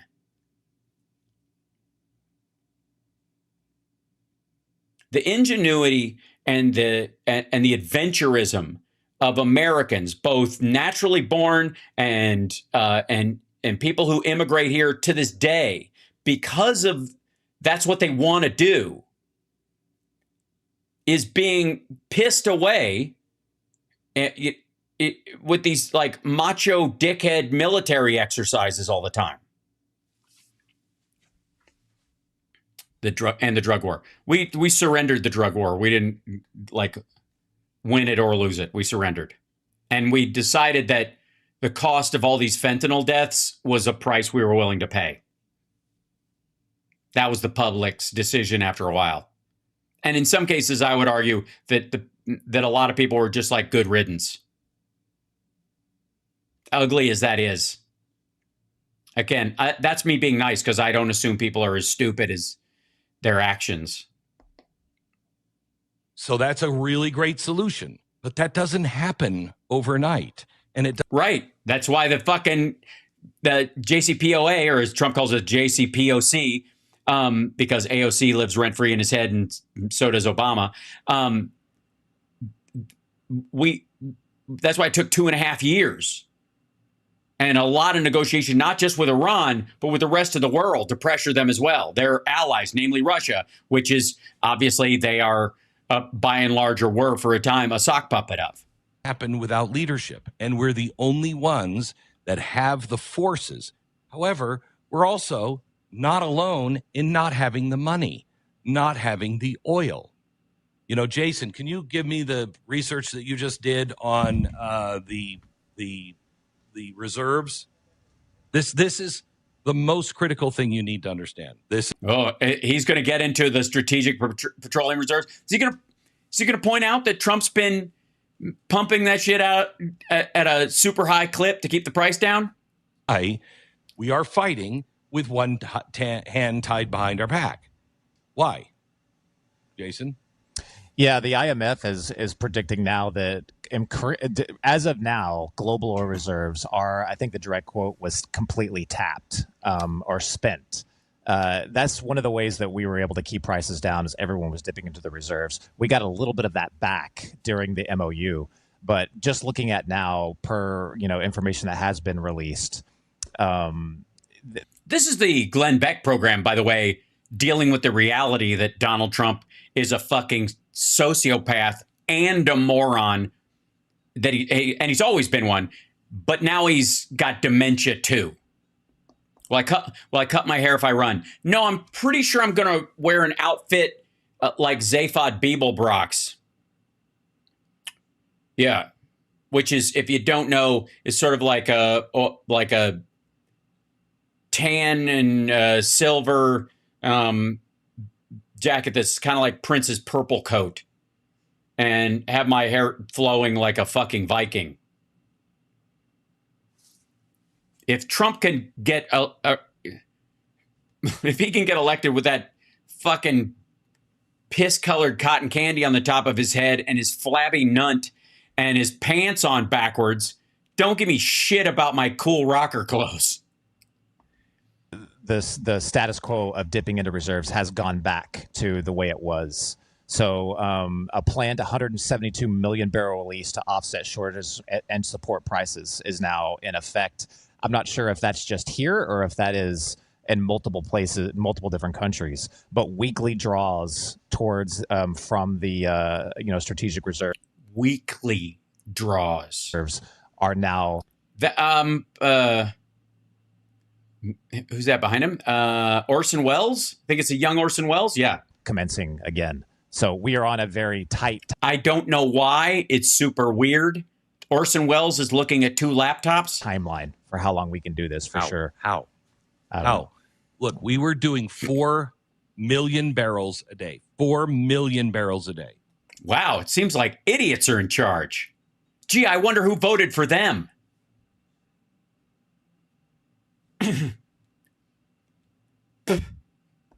That's how much we were releasing. if we try to refill it at top speed, less than 800,000 barrels can be put into it. So you're taking 4 out. If you were putting the maximum back in, it would only be 780,000. Oh, and it'll be more expensive than when Biden bought it, by the way. Because if you'll recall, when oil prices went through their janky period, he sold a bunch at 90 when it was at $90 a barrel, and then he bought it back at 40, refilled a lot of it. There was articles in Bloomberg about how Joe Biden might be the greatest oil trader in history. Okay. That means to refill from where we are, we don't get back to a comfortable, okay, we've got our oil reserves, we're good. We don't get there till 2033.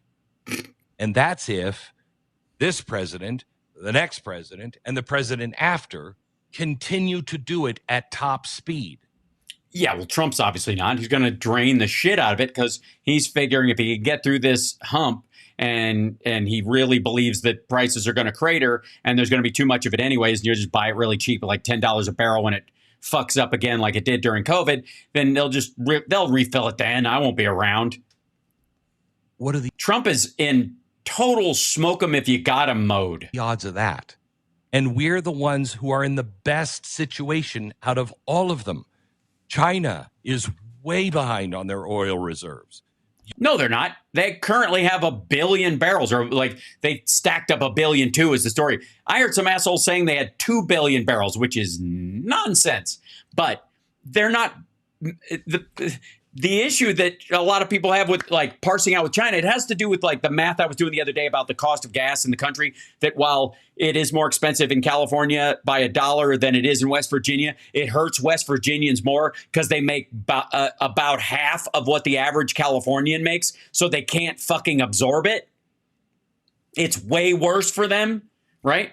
Everything they need to get around and all that kind of shit. And they got farther to go. If you live in a city, you can take a fucking bus comparatively. But like in West Virginia, if you're in the sticks and that's the one way you get into town to get groceries and back out, you're kind of fucked, right?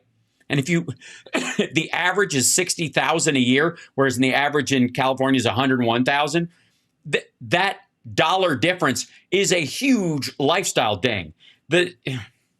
Hold on, let me back this up. To here. The odds of that. And we're the ones who are in the best situation out of all of them. China is way behind on their oil reserve. Again, the one part that he's missing here is that the idea is that China has 1 billion barrels in reserve, in theory. That might also be bullshit, but let's give them that number. If it was 1.2 billion when this shit started and they've been taking it down and they've also been allowed to buy it from other places, and maybe they bought some from us and some bullshit about Alaskan oil and yada, yada.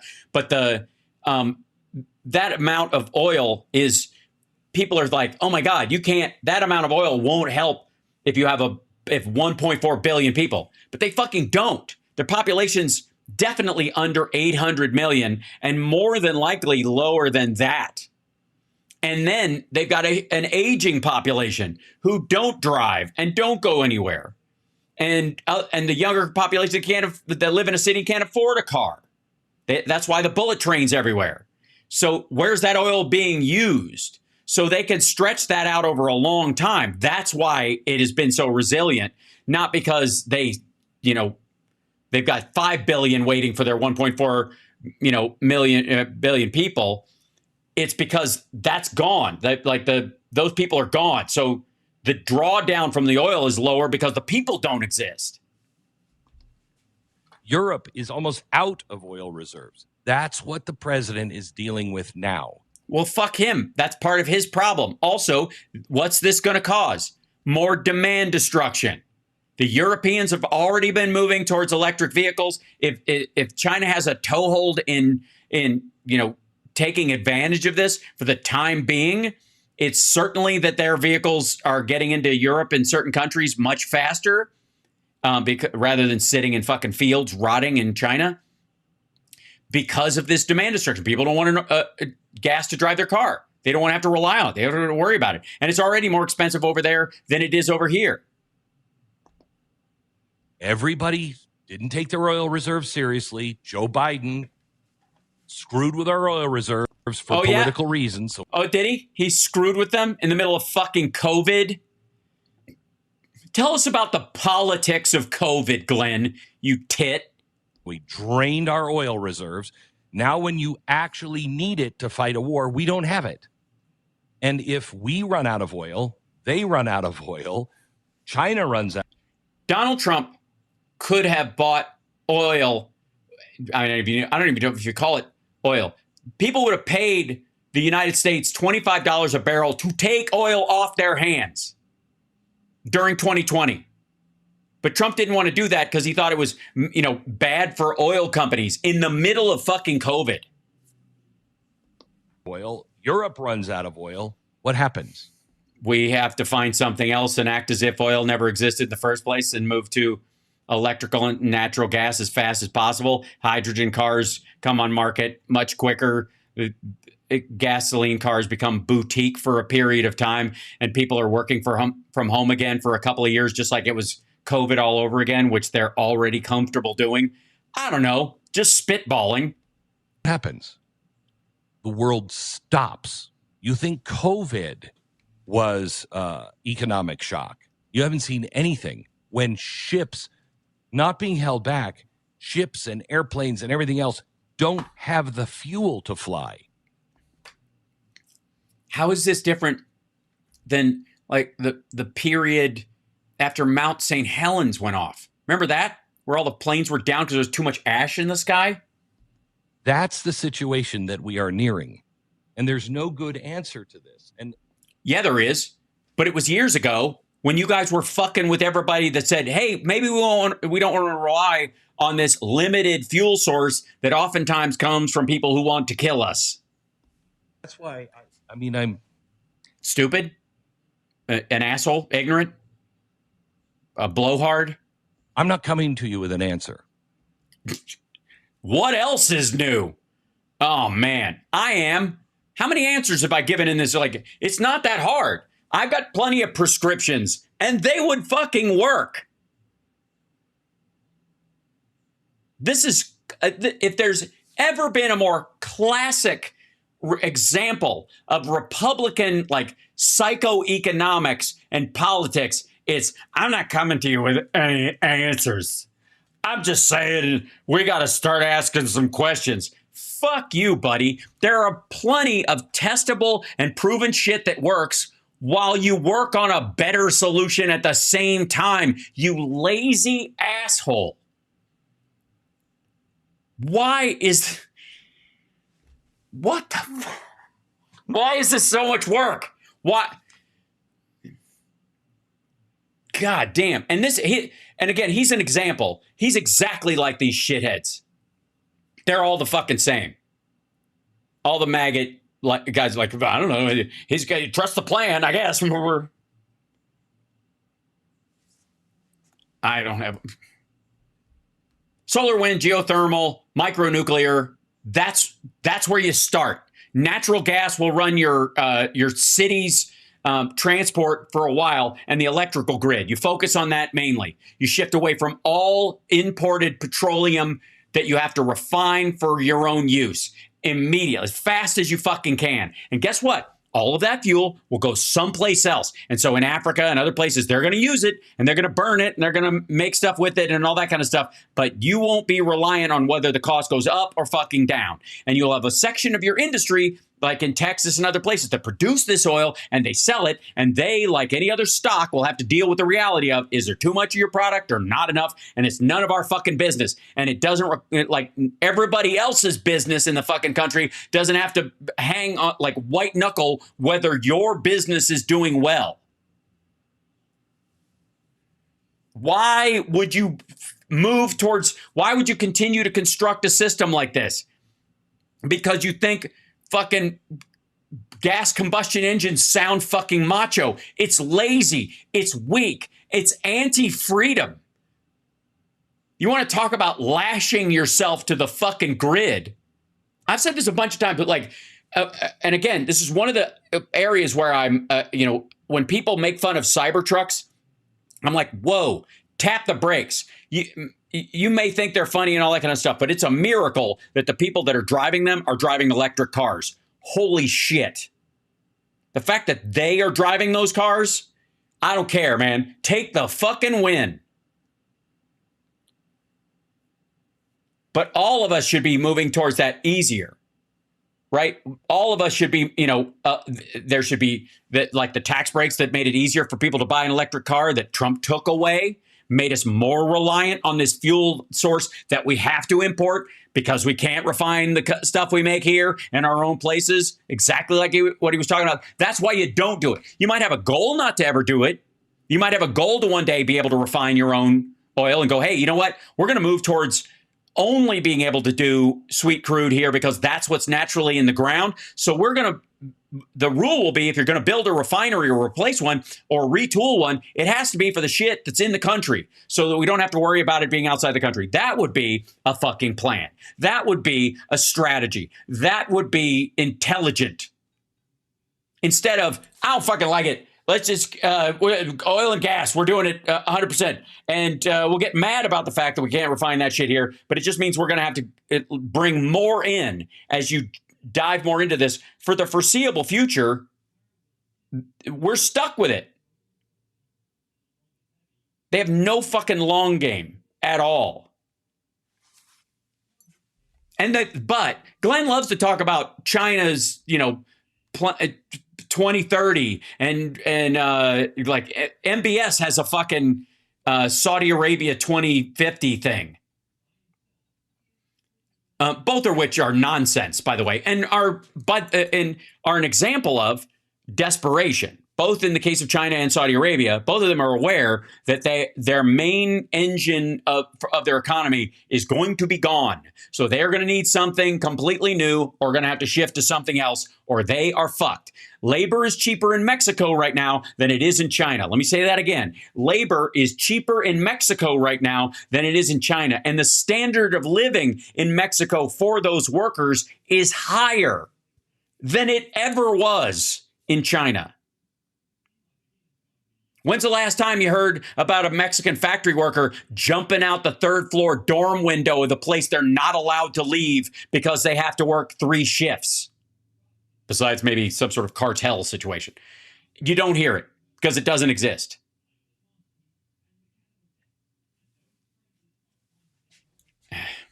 All of these things.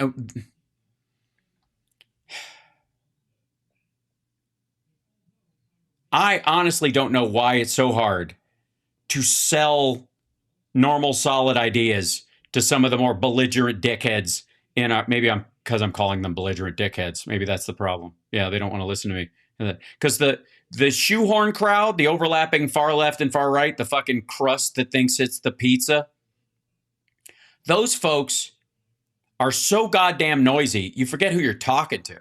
But the vast majority of people in this country, if you have a sit down with them and really commit to working shit out, you'd be surprised on the overlap.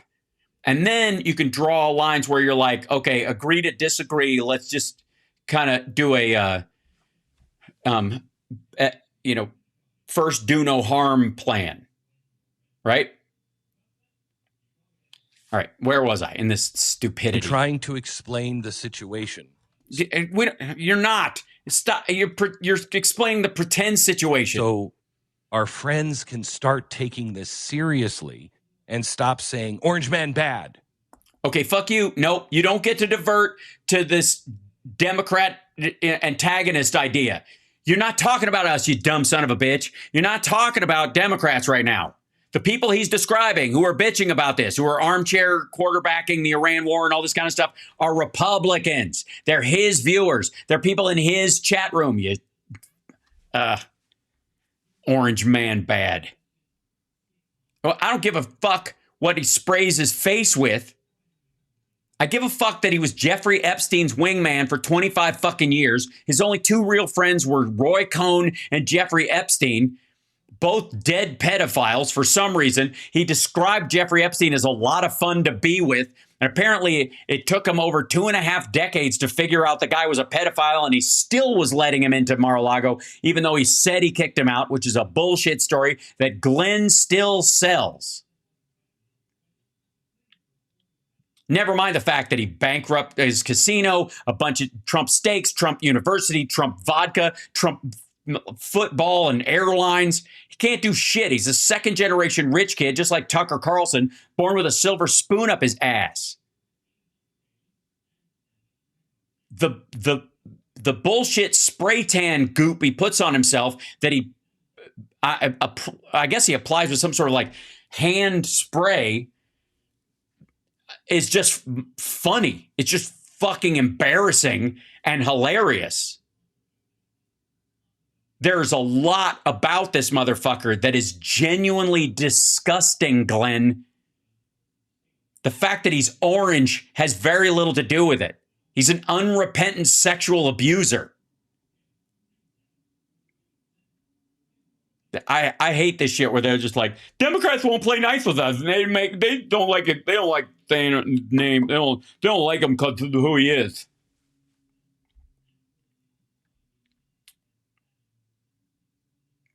Okay. Tell me who he is. Is he the no new wars guy?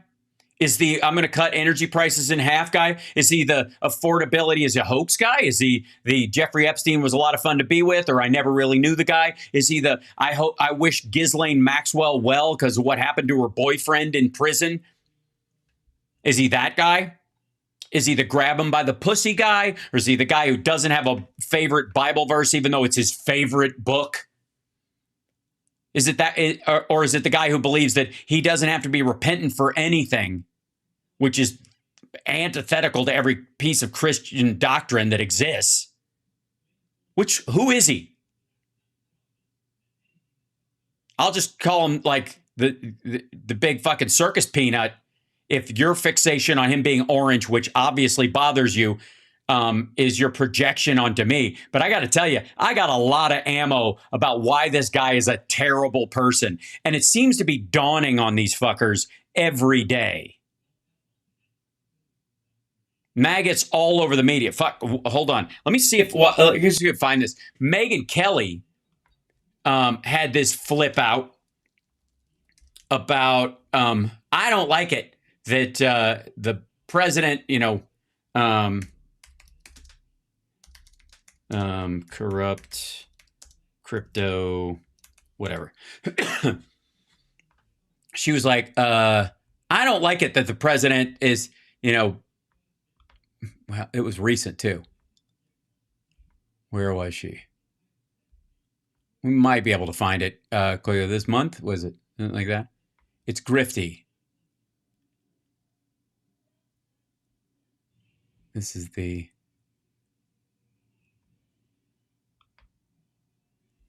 This might be another. Hold on.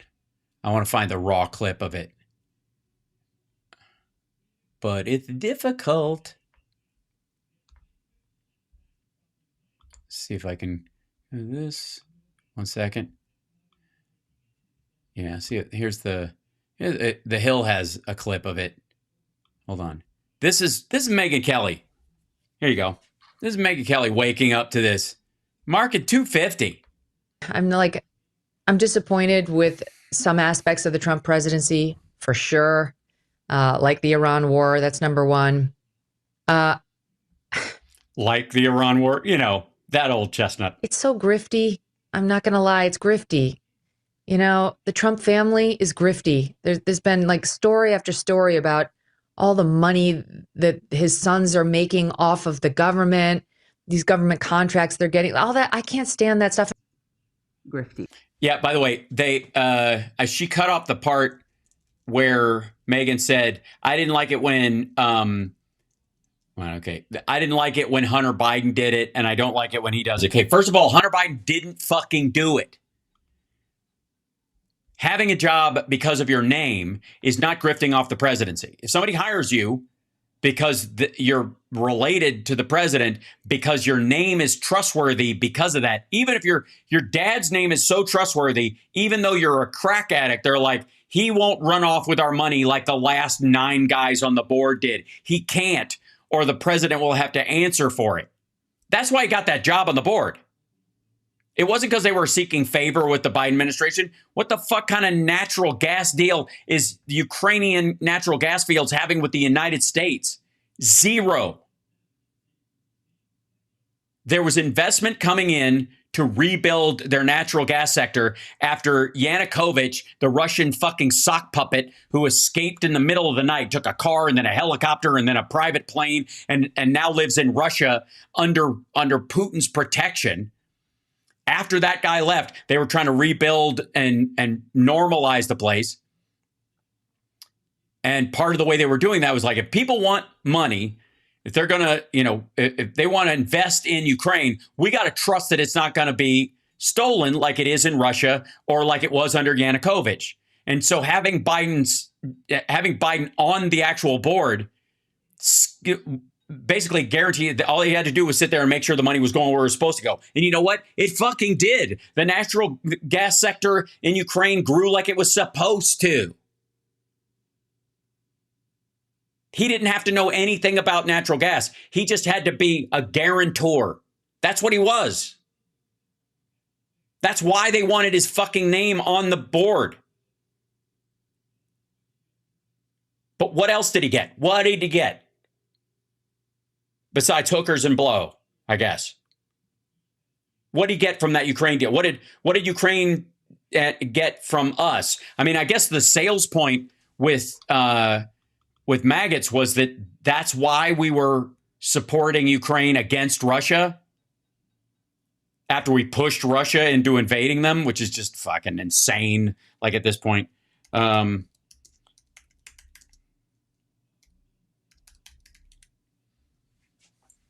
So, see if she goes. See if this is in here. When I was deplatformed and when my election was rigged because the big tech social media companies wouldn't allow me to have access to social media, RT started reaching out to me and asking me to come on their show. And they said, why don't you have a byline on RT? And you can even write for RT. I never took any money from RT. I was never paid. But I felt, wow, how crazy is it? They must pay by the clicks too. That my own government won't allow me to, they're not fighting for me when the big tech social media companies are deplatforming my campaign and they're not allowing me to have a voice, but RT will let me talk about these issues, right? And then you start to get kind of goaded into saying things like, oh, well, maybe they care more about free speech than my own country. That's hilarious. Or, I'm sorry, why were you goaded into that? You dough-headed shitheel? Wow, Putin made a comment about how they stole the election with mail-in ballot fraud. And so you make comments that are pro-Putin. And I made a lot of those comments. I said, wow, he's 100% right about needing to denazify Ukraine. And I recognized that I said, wow, he's openly criticizing the big tech social media companies for rigging the election against Donald Trump. And social media companies can't rig an election because people have free will and they can look at something and go, I believe that, or I think that's bullshit. And whenever somebody tells you that the big tech companies or the media is influencing you and influencing the American people, and that's how they're rigging the whole thing, they're basically saying everyone's dough-headed except them. Notice how these fuckers all went to public schools, except for Tucker, I guess, all went to public schools, and all of them watch a shit ton of YouTube and a shit ton of media because they're always citing CNN. They're always citing the New York Times, right? They watch all that stuff, but somehow they're not under the spell like the rest of us dumbasses. Meanwhile, when it turns out that the things the media were saying that they reported were true, they're like, I'll be damned. And, while I'm glad that he said those things, part of me wonders, did he actually mean it? Or is this part of the psychological operation to try to co-opt the after 10 years of being told that there was Russia collusion and, Yes, that would be some of the Russia collusion, dummy. Like a Russian interference scandal in our elections. And then we all got Russia fatigue and we started to like get really sick and tired of people who would constantly attack Russia for everything. And a lot of us just became overly sympathetic to Russia, and we put the blinders on because we just thought. Oh, we did? Did we? Who's this we? Sorry, because are you including like Tucker Carlson and Candace Owens in this? Because they just got fucking all expense paid trips and a bunch of fucking crypto on the down low, I bet, for going there.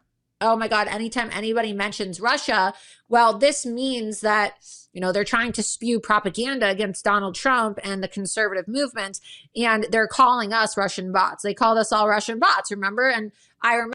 No, you weren't called a Russian bot. You were never called a Russian bot. The Joe the Plumber 1776, that was called a Russian bot, especially when they couldn't understand sarcasm or irony. They didn't actually have good grammar. I mean, that could possibly be an American, but less and less, especially if they do this a lot. And they were on 24/7, as if maybe 3 people were running the goddamn account. Even confronting Jack Dorsey during the Twitter hearing, and I said, you know, we are not Russian bots. We are conservative Americans. And you started to sympathize with the Russians because they You did? You did? Which you were you talking about? They would call people like me a Russian bot. They would say that we were not real people. We were part of a Russian bot campaign to support Donald Trump's 2016 You're a verified account. What the fuck are you talking about? campaign against Hillary Clinton. But now when I see them say things like we need to denazify Ukraine and we need to continue our brutal war with Ukraine while they pretend to be, you know, some Orthodox Christian country, but they're slaughtering thousands, like hundreds of thousands of young Christians in Ukraine. And then they're supporting actual neo-Nazis in the United States of America. What do you know? This is, look, I will take the awakening however it happens. And all of these people, when they finally realize how much bullshit they were spewing, they have a real hard time, you know, just coming right out with it. And so they do this like soft landing, like we were trying our best and we really believed in the president's plans and there were a lot of things and we just got, you know, you get lulled into a false sense of, and we were told all these awful things. So it was natural that right, all that stuff so that she can get to the fucking point, which is you were had. And I don't know if this is a broken clock moment because this is one of those clock moments that stays broken. Flipping their podcasts, I'm like. And by the way, somebody's asking who this is. This is Jigsaw this is Laura Loomer, a woman who allegedly bragged about filleting the current president during the last campaign on his plane. Allegedly. I'm okay. Wow, we fell for Russian propaganda, and I fell for Russian propaganda. Mm-hmm. And so, hey, real quick, what's the odds that you might apologize to those of us that were going, hey, you're spouting Russian propaganda, dum-dum. It's not true. It's a lie. You just found out it was a lie. Maybe the Christian thing to do would be go, maybe she will. Maybe she will. You know what? Maybe I'm judging too quickly. Maybe she will go, you know what? I owe all the people that I called Russia, an apology. And Loomer Unleashed had this opportunity to send a correspondent abroad to Ukraine to be embedded on the front lines of the war and meet with Ukrainian officials. And there were multiple U.S. senators there at the Odessa Security Conference. And Andrew asked me whether I would approve a correspondent to go to Ukraine.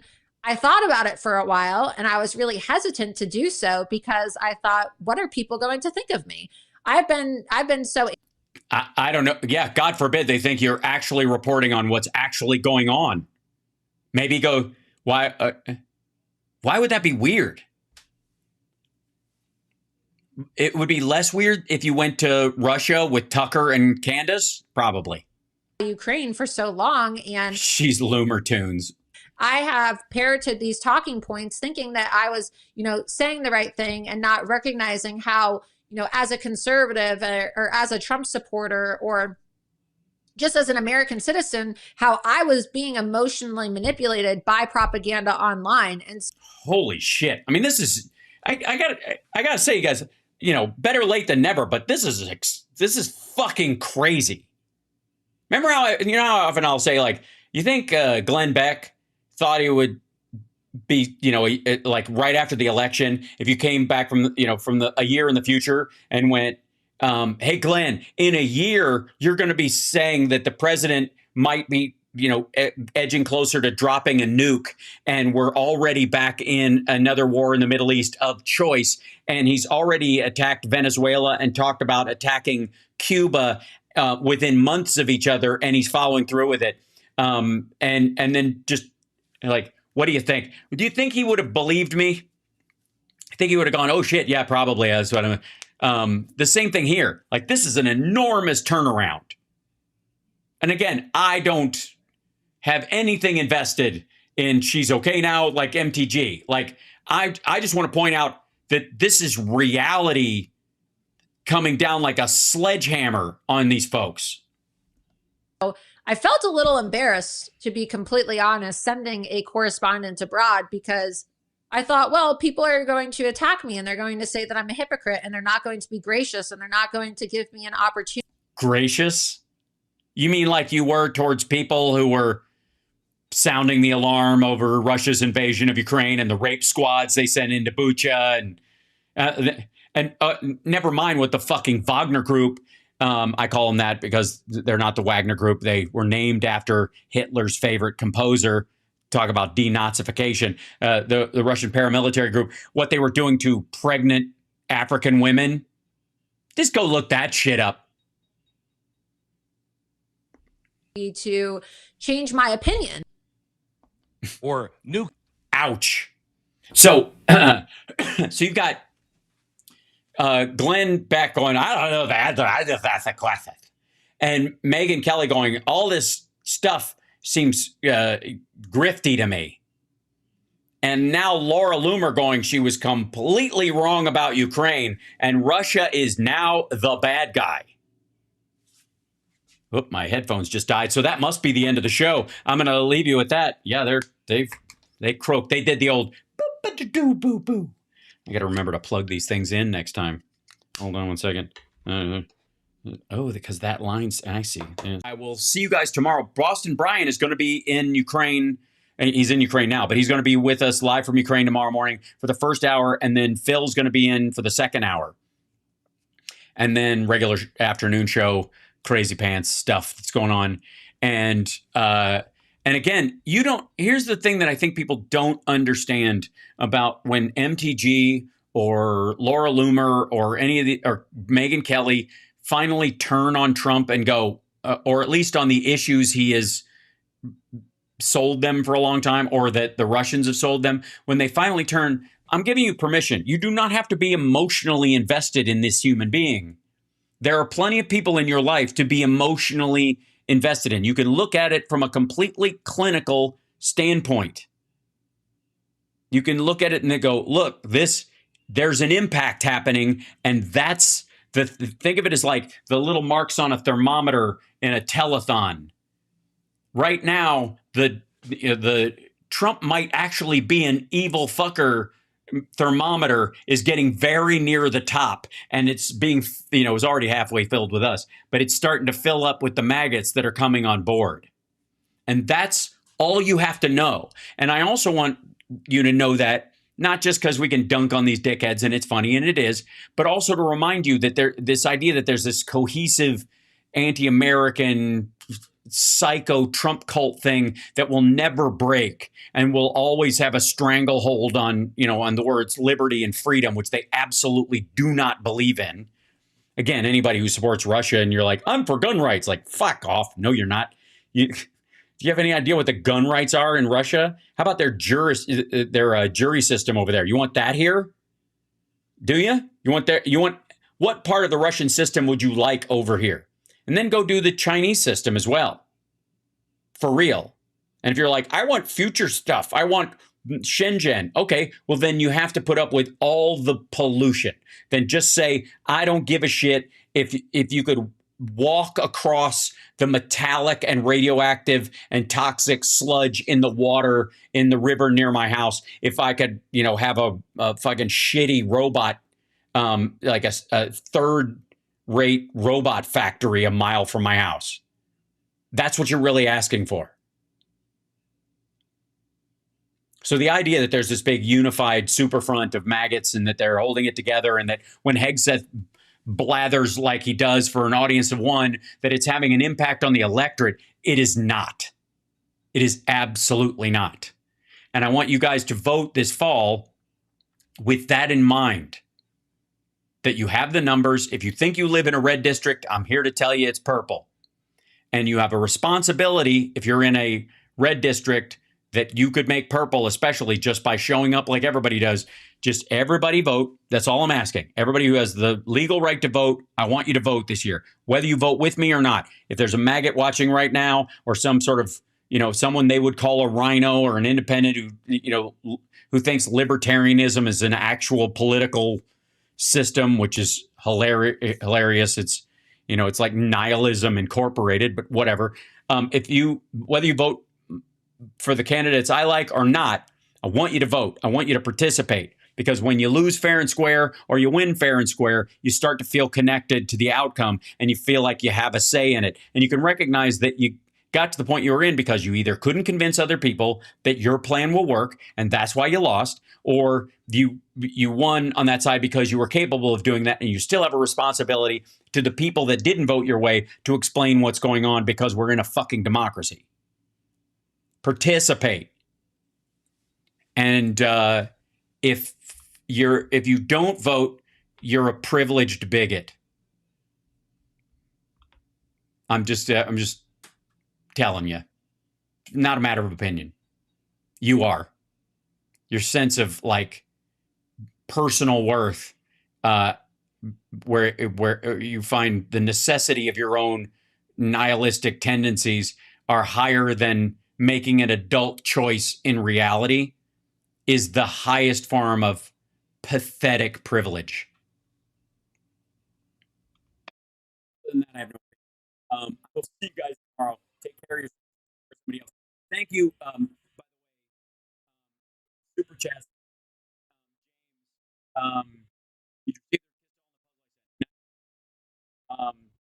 And PM, but I will look for it.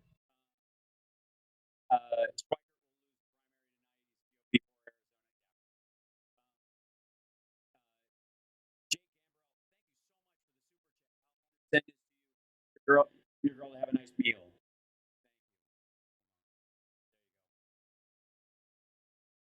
There you go.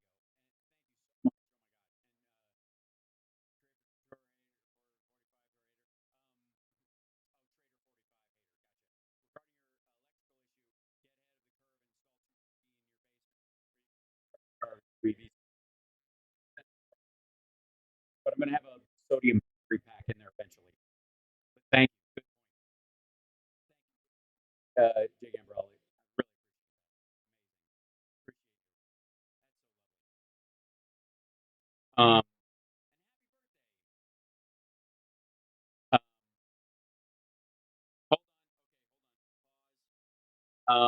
Happy birthday to you. Happy birthday to you. Happy birthday, 3546. Happy birthday to you. I'm sorry, I don't know the name associated with the account, but happy birthday. And I hope you have a great one. And I hope you have many more. I think the "and many more" thing is the most crucial part of the whole birthday thing. All you got to do, just stay alive till 2030, 2035, and there's a very strong chance you could live forever. And I'm for it. Oop, did I go? Oh, my mic went out for a second? That's weird. Am I back, though? It's all right? Yeah, it looks like I'm making... YouTube's messing with me. Samantha? Okay. Happy birthday, Samantha. There you go. Did it cut out right when I was singing happy birthday? Was it the old ladies who own the rights to happy birthday? That's terrible. Okay, I don't know how long where the gap was, but happy birthday very much. And now I'll get out of here because I got to go do stuff. I got a bunch of grinding to do. That sounds naughty.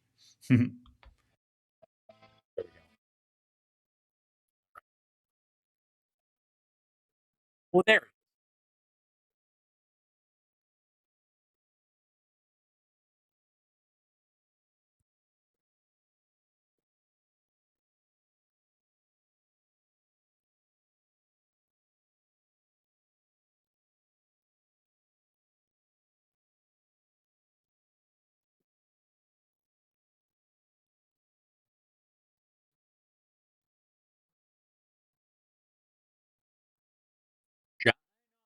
Warning sign. Weird.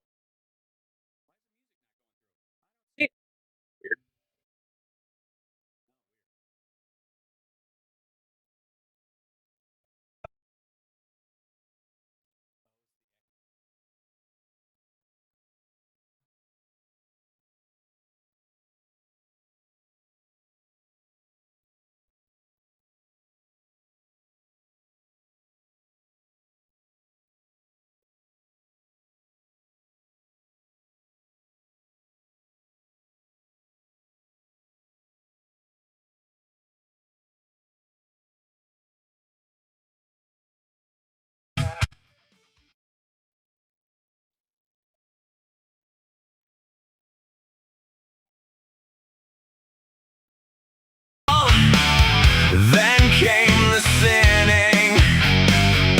That was weird. The echo cancellation killed it. It's chemical, not logical. Yeah, she was the real one. Now look at what she's done. Now you know you're blaming her, but you sure did your share. Now she's gone, and you cry and say that life just isn't fair. Yeah, it was the echo cancellation CSL and Andrea. Weird.